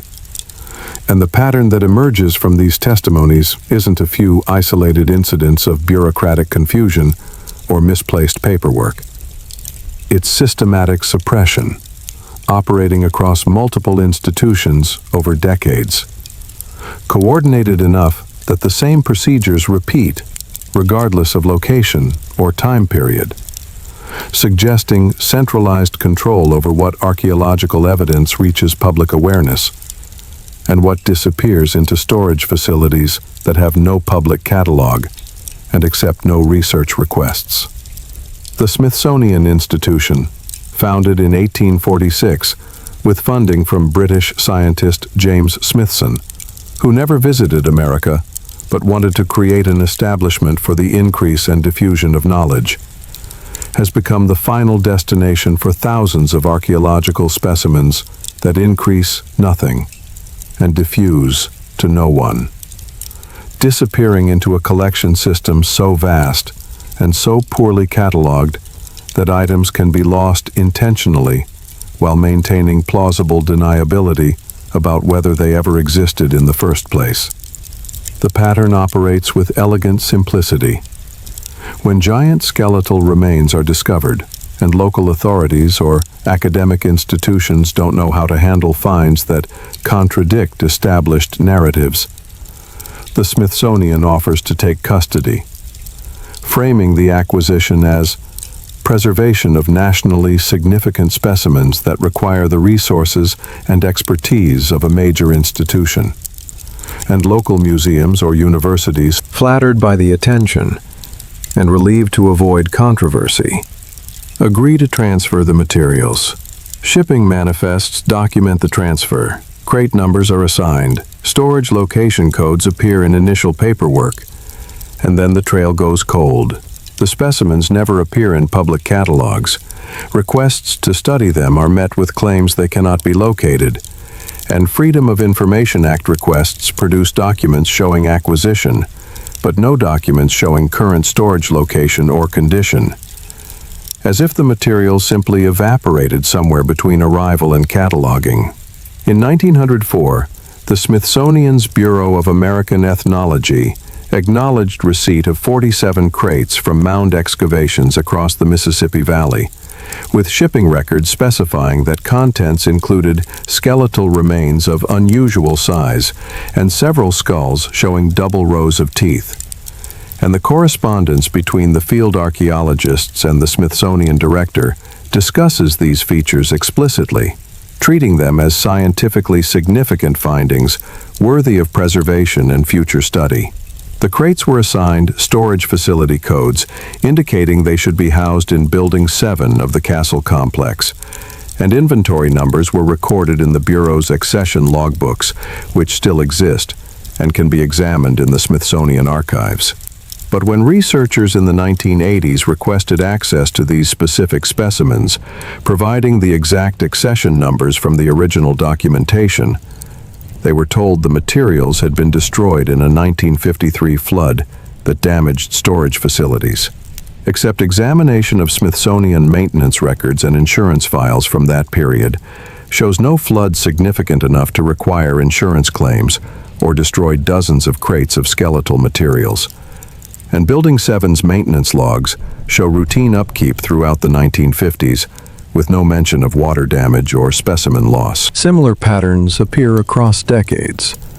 Materials arrive with full documentation, get assigned catalog numbers, and then, when someone tries to access them years or decades later, they've been destroyed in floods that didn't happen, lost during renovations that didn't affect specimen storage areas, discarded by contractors who mistook priceless archaeological materials for construction debris, or simply cannot be located despite clear records of their acquisition and initial storage assignment.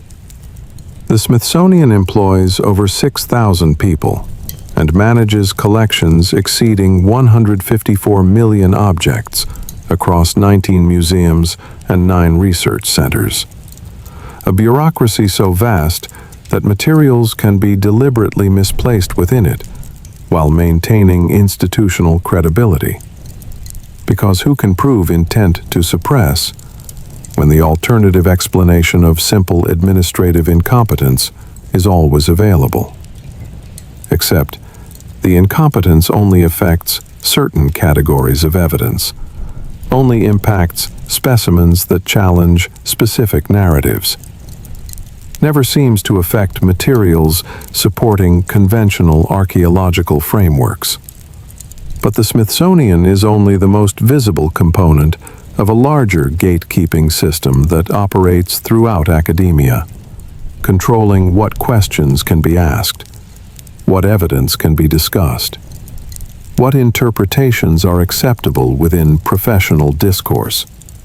And the enforcement mechanism is career destruction so systematic that most researchers learn quickly to stay within approved boundaries, or find themselves increasingly isolated from opportunities, funding, publications, and professional recognition. The peer review process, designed theoretically to maintain scientific standards and prevent publication of poorly supported claims, functions in practice as ideological enforcement, with reviewers who have never examined the data in question, rejecting papers based not on methodological flaws, but on conclusions that don't align with approved narratives, and journal editors who exercise final authority, choosing to side with reviewers who object to implications, rather than authors who present evidence. Because publishing controversial findings attracts criticism that threatens a journal's reputation within the academic community, regardless of whether the criticism has scientific merit. One archaeologist, whose case has been documented in detail by science journalists investigating academic freedom issues, though his name is rarely mentioned to protect what remains of his career, submitted a paper analyzing megalithic constructions in South America that showed engineering capabilities supposedly impossible for cultures without metal tools or wheeled transport, providing evidence that the standard chronology for these sites was incorrect, and that construction techniques implied knowledge transfer from an unknown advanced source. His methodology was impeccable. His data collected over 15 years of fieldwork, his statistical analysis conducted by independent experts who confirmed his calculations. And 3 journals rejected the paper without sending it to peer review. simply stating that the conclusions were too speculative, given the implications. And when he finally found a journal willing to publish, his university's administration received letters from prominent archaeologists arguing that the publication damaged the institution's credibility, and his next grant application was rejected, despite being rated highly by initial reviewers, with funding denied after a special committee review raised concerns about his judgment and research direction.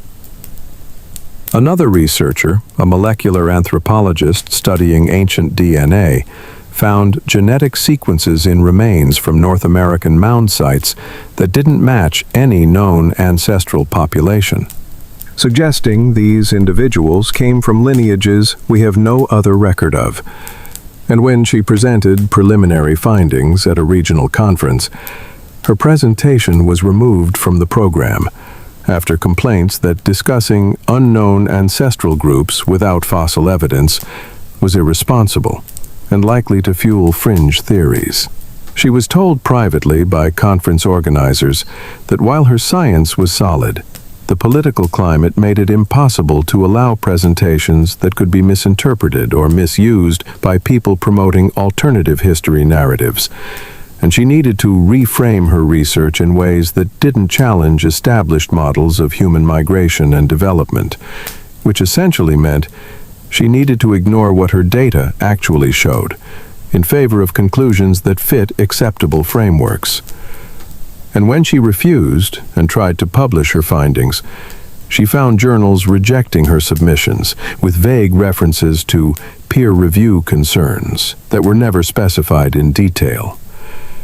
And eventually she left academia entirely, because pursuing honest research had become professionally impossible. The pattern repeats. Find evidence that challenges orthodoxy. Attempt to publish or present. Face rejection, not on scientific grounds, but on political ones. Watch career opportunities disappear. Learn to stay silent, or leave the field entirely. But here's the question that demands an answer. Why suppress evidence of giants? Why maintain this gatekeeping system for over a century? Why destroy careers and hide specimens and reject publications? What's at stake that justifies this level of coordinated control?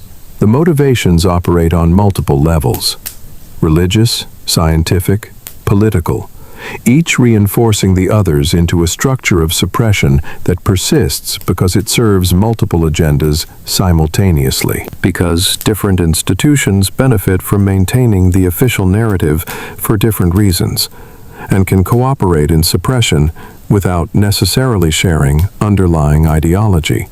Religious institutions, particularly those based on Abrahamic traditions that include creation accounts positioning humans as specially created in God's image without any external intervention or genetic modification, find the giant evidence threatening because it supports Genesis accounts of Nephilim as literal history rather than allegory, which then opens questions about other parts of Scripture that might be literal rather than metaphorical. And if Genesis describes genetic engineering by beings from elsewhere, then the entire theological framework of divine creation and human special status requires reconsideration. And for institutions that have spent centuries building doctrine on specific interpretations of these texts, allowing evidence that demands reinterpretation represents existential threat to authority and established teaching. Scientific institutions, particularly those invested in the modern synthesis of evolutionary theory that positions natural selection as the sole mechanism driving human development, find the giant evidence threatening because it suggests human evolution wasn't purely terrestrial, wasn't entirely explainable through gradual adaptation to local environments. And if giants existed through genetic intervention by beings from elsewhere, then the narrative of humans evolving independently from ape ancestors through random mutation and environmental selection becomes incomplete, requiring acknowledgement that our genome contains intentional modifications from external sources. And this challenges the foundational premise that all life on Earth developed through natural processes, without any directed or designed intervention. A premise that secular scientific institutions defend as vigorously as religious institutions defend creation doctrine, because both are protecting worldviews that organize how their adherents understand humanity's place in the cosmos. Political and social institutions find the giant evidence threatening, because acknowledging that some humans carry more Anunnaki genetic heritage than others, that royal bloodlines might have maintained divine descent through selective breeding, that genetic advantages in longevity or cognitive capacity might be distributed unequally across populations. This opens discussions about human equality and social hierarchy that modern democratic societies have decided must be based on political principle rather than biological reality, and even raising questions about whether genetic heritage from ancient hybridization events might affect modern populations, risks being labeled as promoting racism or eugenics, regardless of whether the underlying genetic data is scientifically sound, because the social implications are deemed too dangerous to acknowledge, regardless of whether they're factually accurate. So, you have religious institutions protecting theological frameworks, scientific institutions protecting evolutionary paradigms, and political institutions protecting social equality principles, all agreeing that giant evidence must be suppressed, even though they're defending different worldviews, because they all recognize that acknowledging what the evidence implies would destabilize the narratives their authority depends on. And coordinated suppression serves all their interests simultaneously, even when they disagree about everything else. You close the email from the anonymous archaeologist and sit back, and you understand now that the silence surrounding giants isn't about lack of evidence. It's about systematic suppression of evidence that threatens too many established institutions simultaneously. That challenges religious doctrine and scientific paradigm and political philosophy all at once. And when something threatens that many powerful interests, those interests cooperate to eliminate the threat, regardless of whether the underlying truth deserves suppression. Because institutions prioritize their own survival over truth that might destabilize their authority. This isn't conspiracy theory in the sense of shadowy cabals meeting in secret rooms to coordinate suppression, though that may happen too. This is simply institutional self-preservation, operating as it always does, with gatekeepers at every level understanding implicitly what kinds of evidence support their institution's interests and what kinds threaten those interests, and making decisions accordingly, without needing explicit instructions. Because people who rise to positions of authority within institutions are people who've demonstrated through their careers that they understand how to protect institutional interests, that they can be trusted to make the right choice when truth and organizational stability conflict. The archaeologist who buries controversial findings rather than pursuing them gets funding for the next project. The journal editor who rejects papers with uncomfortable implications maintains good relationships with peer institutions. The museum administrator who quietly disappears problematic specimens avoids conflicts that might threaten annual budgets. and each individual decision seems reasonable in isolation. Seems like prudent management of limited resources and protection of institutional credibility. But the cumulative effect across thousands of individual decisions over decades is systematic suppression of an entire category of evidence. Erasure of findings that would require rewriting textbooks and reconsidering fundamental assumptions about human origins. The evidence existed, was documented, was photographed, was shipped to institutions charged with preserving it, and then it vanished. Not through accident, but through policy. Through systematic choices made by people who understood that some truths are too inconvenient to acknowledge, even when they're supported by physical specimens and professional documentation. So now you've seen the full picture. Archaeological evidence proving giants existed. That evidence systematically suppressed through institutional gatekeeping. Ancient texts describing these beings with remarkable consistency. Those texts dismissed as mythology, despite being written by civilizations whose technical knowledge we still respect. Biological science showing that atmospheric oxygen determines organism size.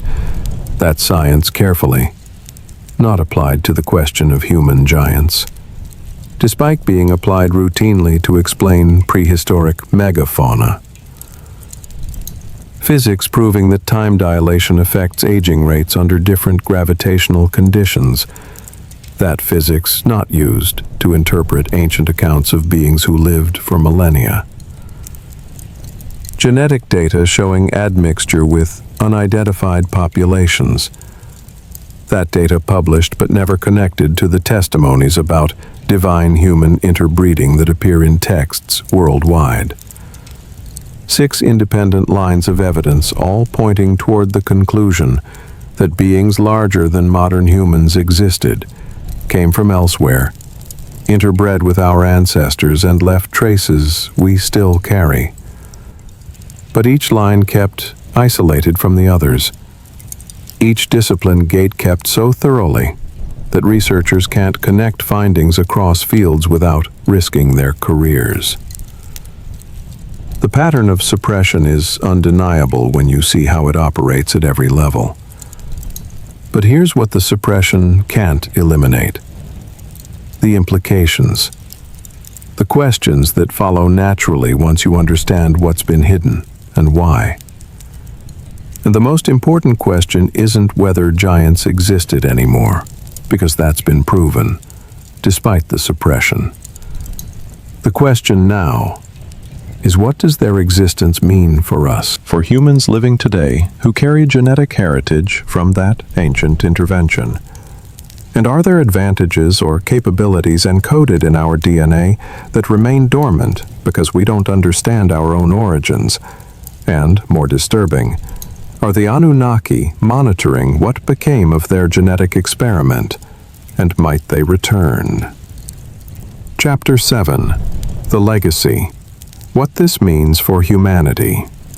Now, you're standing outside under a night sky far from city lights, looking up at stars that seem close enough to touch. And somewhere out there, beyond what your eyes can see, beyond the familiar planets you can name, there might be a world following an elliptical orbit that brings it through the inner solar system every 3,600 years.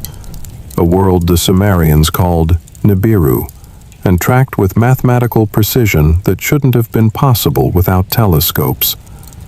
And if their calculations were accurate, if the orbital period they recorded wasn't mythological exaggeration, but astronomical observation, then that world is approaching again, completing another circuit, drawing closer to the point where ancient texts say contact occurs, where beings from that world visit this one and check on what became of their genetic experiment, their hybrid creation that we call humanity.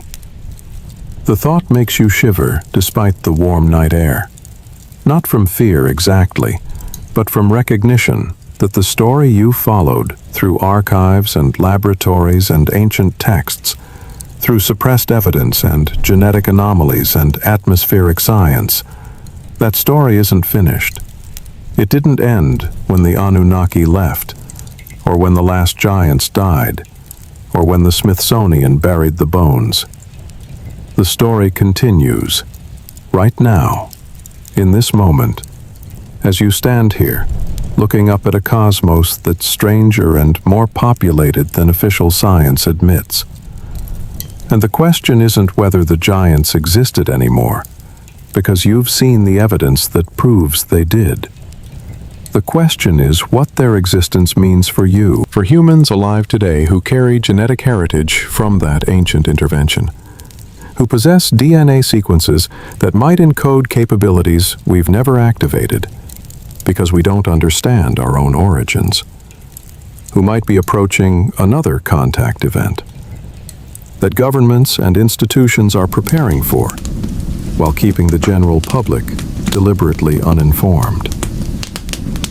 The stars above you are the same stars the Anunnaki navigated by when they came here millennia ago.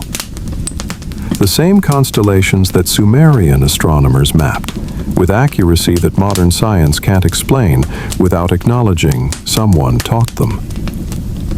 And you wonder if beings out there among those stars are watching this planet now, monitoring what happened to the worker race they created, waiting to see if we've developed enough to handle the truth about our origins, or whether we'll remain deliberately ignorant, kept in darkness by institutions that benefit from our confusion. And more unsettling, you wonder if they're waiting for optimal conditions to return. If the 3,600-year cycle isn't just orbital mechanics, but intentional timing, coordinated, so that contact happens only when Earth's atmosphere and gravitational conditions temporarily shift toward states that support their biology better than normal conditions do. Modern astronomy maintains officially that there are 8 planets in our solar system, that everything beyond Neptune's orbit consists of small bodies and dwarf planets that don't qualify for full planetary status, that claims of a massive undiscovered planet in the outer solar system are pseudoscience promoted by ancient astronaut enthusiasts with no understanding of gravitational mechanics. Yet researchers at California Institute of Technology published papers in major astronomical journals describing evidence for what they call Planet 9, a world with mass estimated at 5 to 10 times Earth's, following a highly elliptical orbit that brings it through the outer solar system every 10 to 20,000 years, based on gravitational effects observed in the trajectories of distant Kuiper Belt objects, whose orbits can't be explained without invoking an unseen, massive body. NASA has devoted telescope time to searching for this planet. Serious astronomers discuss its probable location and characteristics in peer-reviewed publications, and the parameters they're calculating, the orbital characteristics they're predicting, match disturbingly well with Sumerian descriptions of Nibiru if you adjust for the longer orbital period that accumulated gravitational interactions with outer planets would produce over millennia. The researchers don't connect their Planet 9 to ancient texts. They frame their search purely in terms of explaining orbital anomalies and accounting for mathematical predictions that require a large planet, where observations show empty space. But the orbital eccentricity they're proposing, the perihelion passage that would bring this world relatively close to inner planets before swinging back out to the outer reaches, the estimated mass that would make it a super-Earth capable of retaining thick atmosphere. These parameters describe exactly what you'd need for the world the Anunnaki came from to exist within our solar system without having been observed by modern astronomy. And here's what makes the timing unsettling. If Nibiru's last close approach occurred around the time ancient texts describe the Great Flood, roughly 12,000 years ago, when the younger Dryas catastrophe ended the Ice Age and wiped out megafauna globally. And if the orbital period is 3,600 years, as Sumerian astronomy calculated, then we're due for another close approach, sometime in the next few centuries. Close enough that advanced civilizations on that world would have technology to detect what's happening here, to analyze our atmospheric composition and technological signatures, to determine whether the genetic experiment they started has produced beings capable of space travel and conscious communication, or whether we're still limited to Earth's surface, still fragmented into competing nations, still ignorant of our own origins, because our institutions have kept the evidence hidden. They would be watching, assessing, deciding whether this approach is the right time for renewed contact, or whether we need more development time, more technological advancement, more social evolution, before we're ready to understand what we are and where we came from, and what role we might play in whatever plans beings from Nibiru have for this region of the solar system.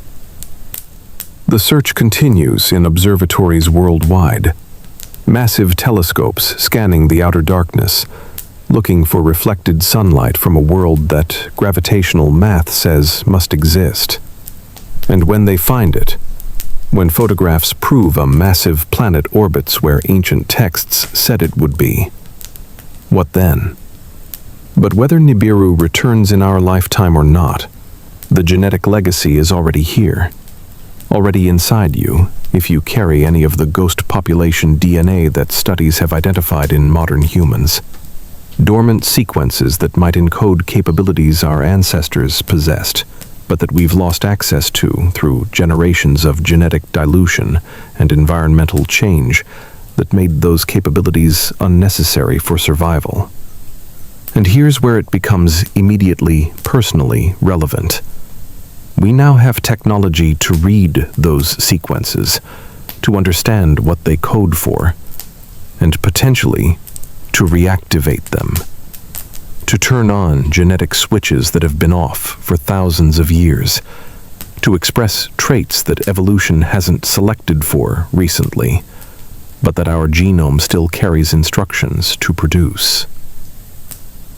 CRISPR gene editing, developed in just the last 2 decades and advancing so rapidly that what seemed like science fiction 10 years ago is now routine laboratory procedure, gives us unprecedented ability to modify human genetics with precision, to add or remove or activate specific genetic sequences.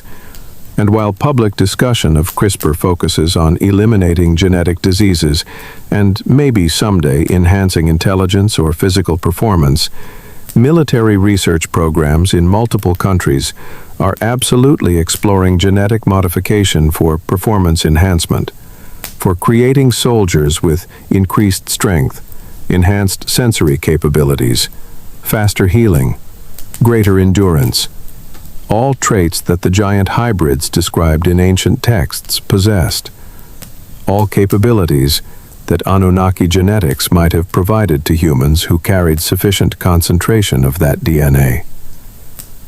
China's military genetics programs, reported in defense intelligence assessments and occasionally referenced in open-source publications before being classified, explicitly aim to enhance soldiers through genetic modification. And while the public statements describe goals like increased disease resistance and improved physical conditioning, the classified research almost certainly includes attempts to activate or enhance capabilities that dormant genetic sequences might enable. Because any military that achieves breakthrough in human enhancement through genetic manipulation gains overwhelming advantage in future conflicts. And if ancient Anunnaki DNA sequences contain instructions for building bodies larger and stronger than current humans, for metabolisms more efficient under various atmospheric conditions, for lifespans extended beyond current limits. Then identifying and activating those sequences becomes a strategic imperative for nations competing for technological supremacy. The ethical debates about genetic enhancement happen in academic philosophy departments and bioethics committees, but the actual research happens in military laboratories that don't publish their findings and don't submit to external review. And if they succeed in reactivating dormant giant genetics, in producing humans who express traits that the Nephilim carried, we might see the return of giants not through extraterrestrial arrival, but through deliberate human engineering, unlocking capabilities that were always latent in our genome, waiting for the right environmental conditions or technological intervention to reactivate. And maybe that's part of the plan.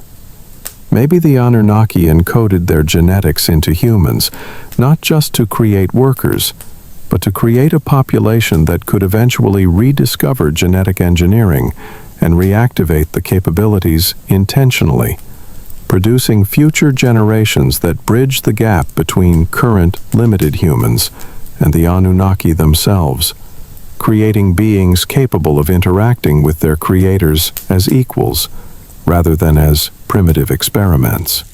But here's the truly unsettling possibility that keeps you awake once you start thinking about it seriously. What if they never left? What if some Anunnaki remained on Earth, or in this solar system, monitoring their experiment across millennia, observing from locations we can't detect with current technology, or from bases in regions we don't have access to?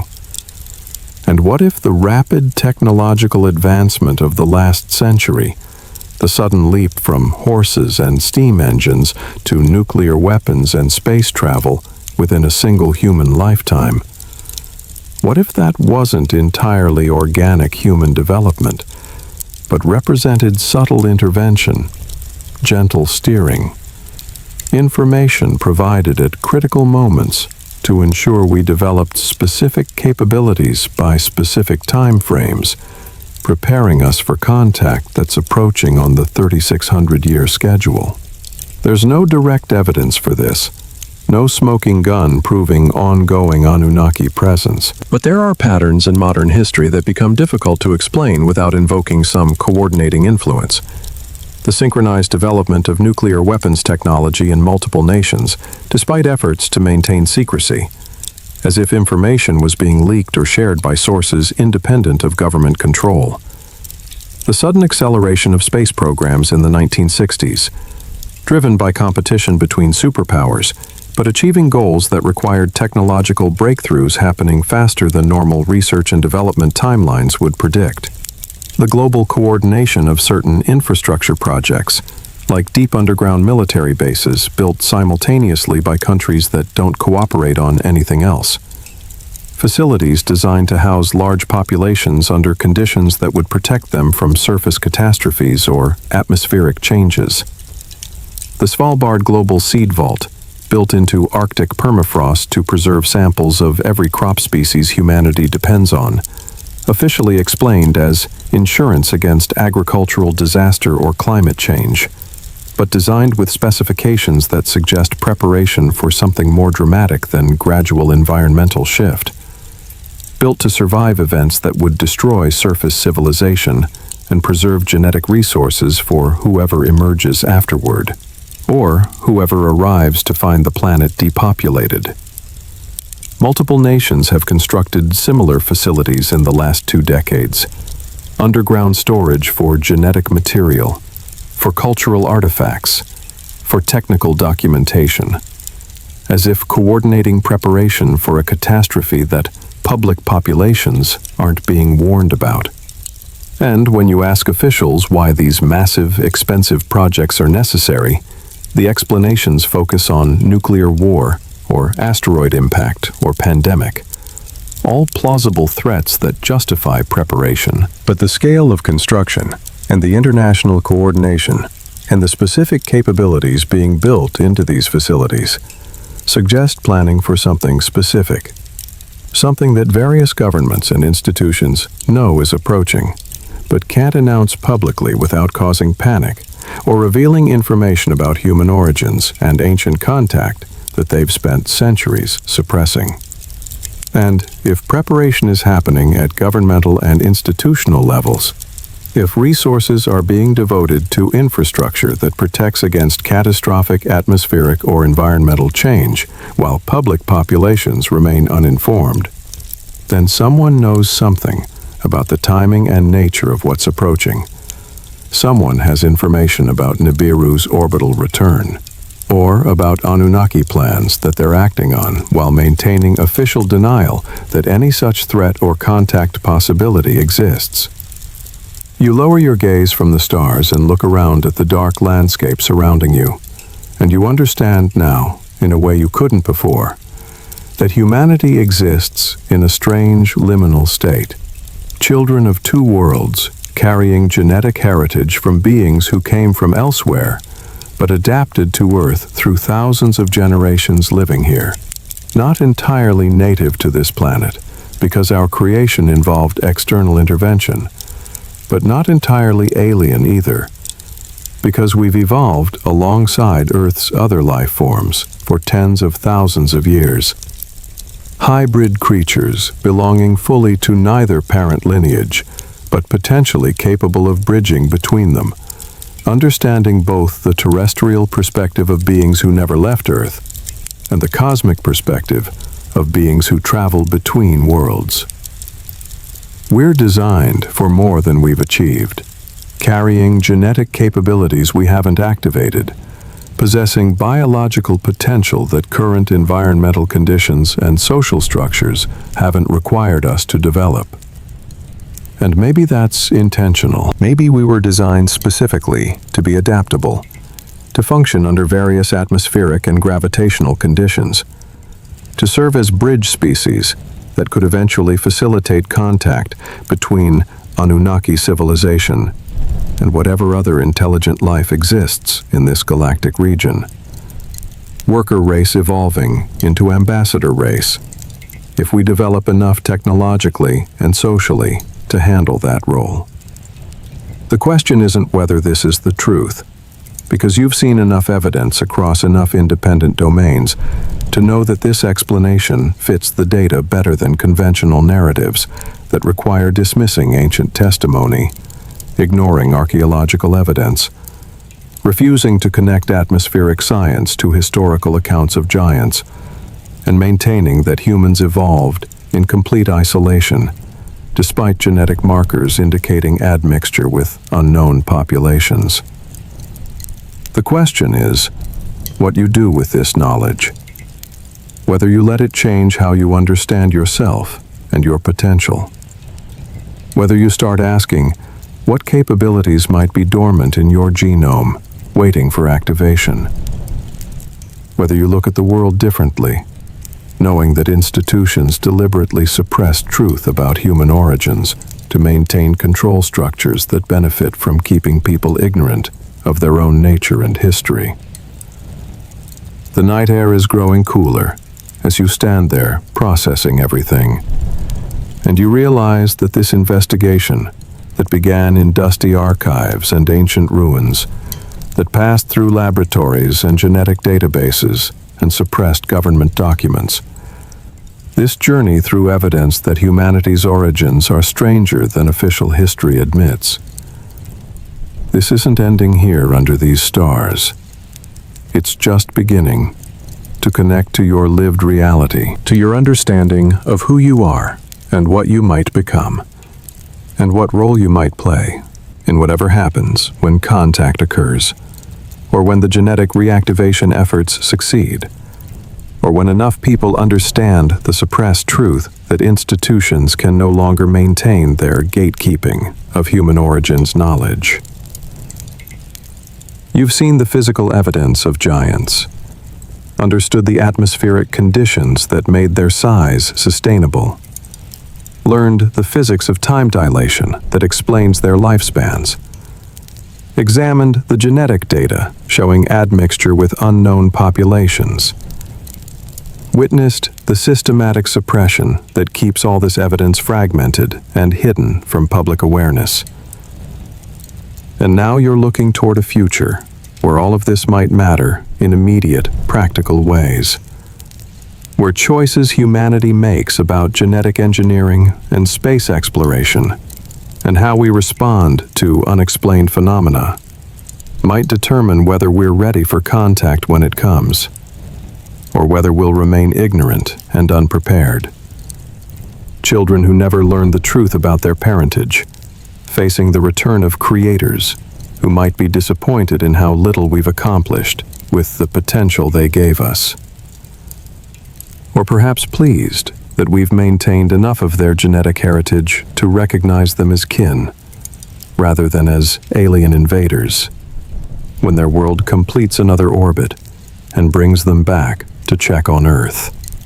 You've traveled far tonight, from archive basements where Victorian archaeologists documented 9-foot skeletons that vanished into Smithsonian storage, through ancient Uruk, where tablets recorded genetic engineering, into laboratories where dragonflies grow 3 times normal size in high oxygen, through space stations where atomic clocks measure time dilation, examining DNA sequences showing ghost population admixture, witnessing systematic suppression, and finally, standing under stars that might include a world approaching on its 3,600-year orbit. The journey hasn't been about believing impossible things, but recognizing that what seemed impossible was only impossible within the limited framework you were given.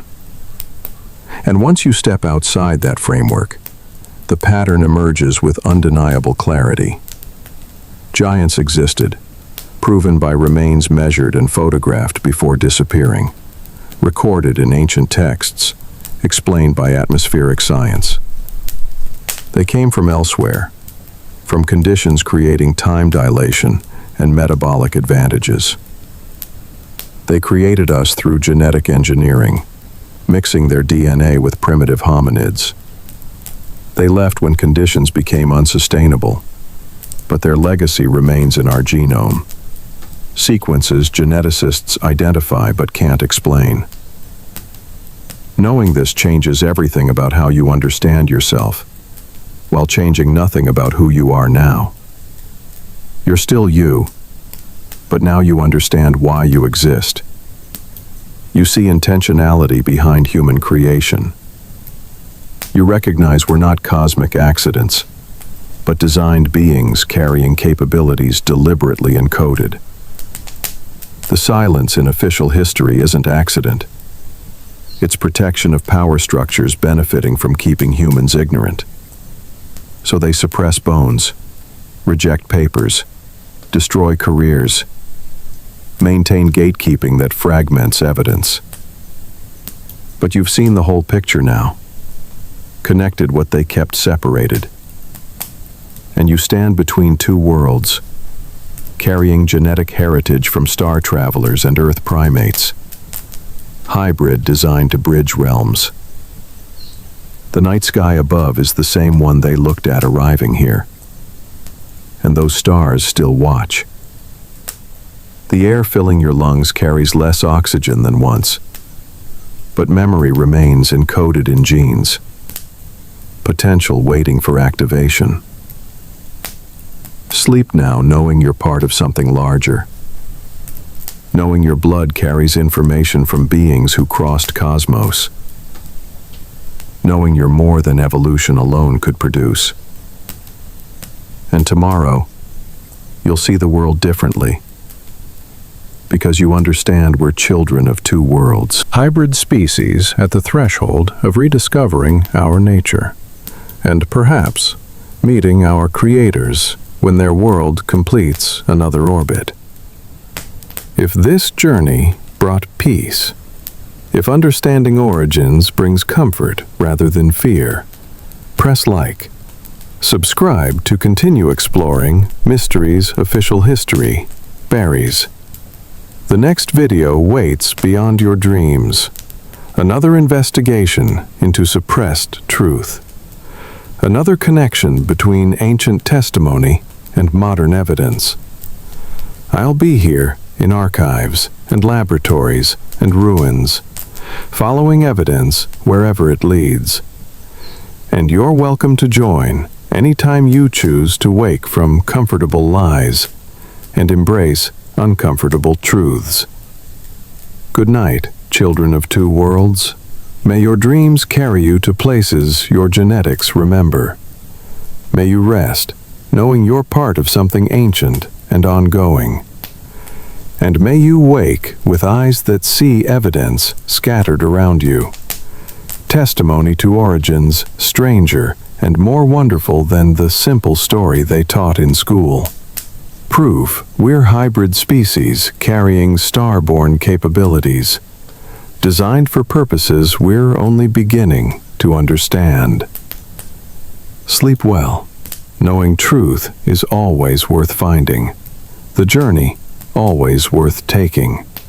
And you've walked that path tonight with courage that will stay with you into whatever future waits, as we rediscover who we are, where we came from, and what we might become.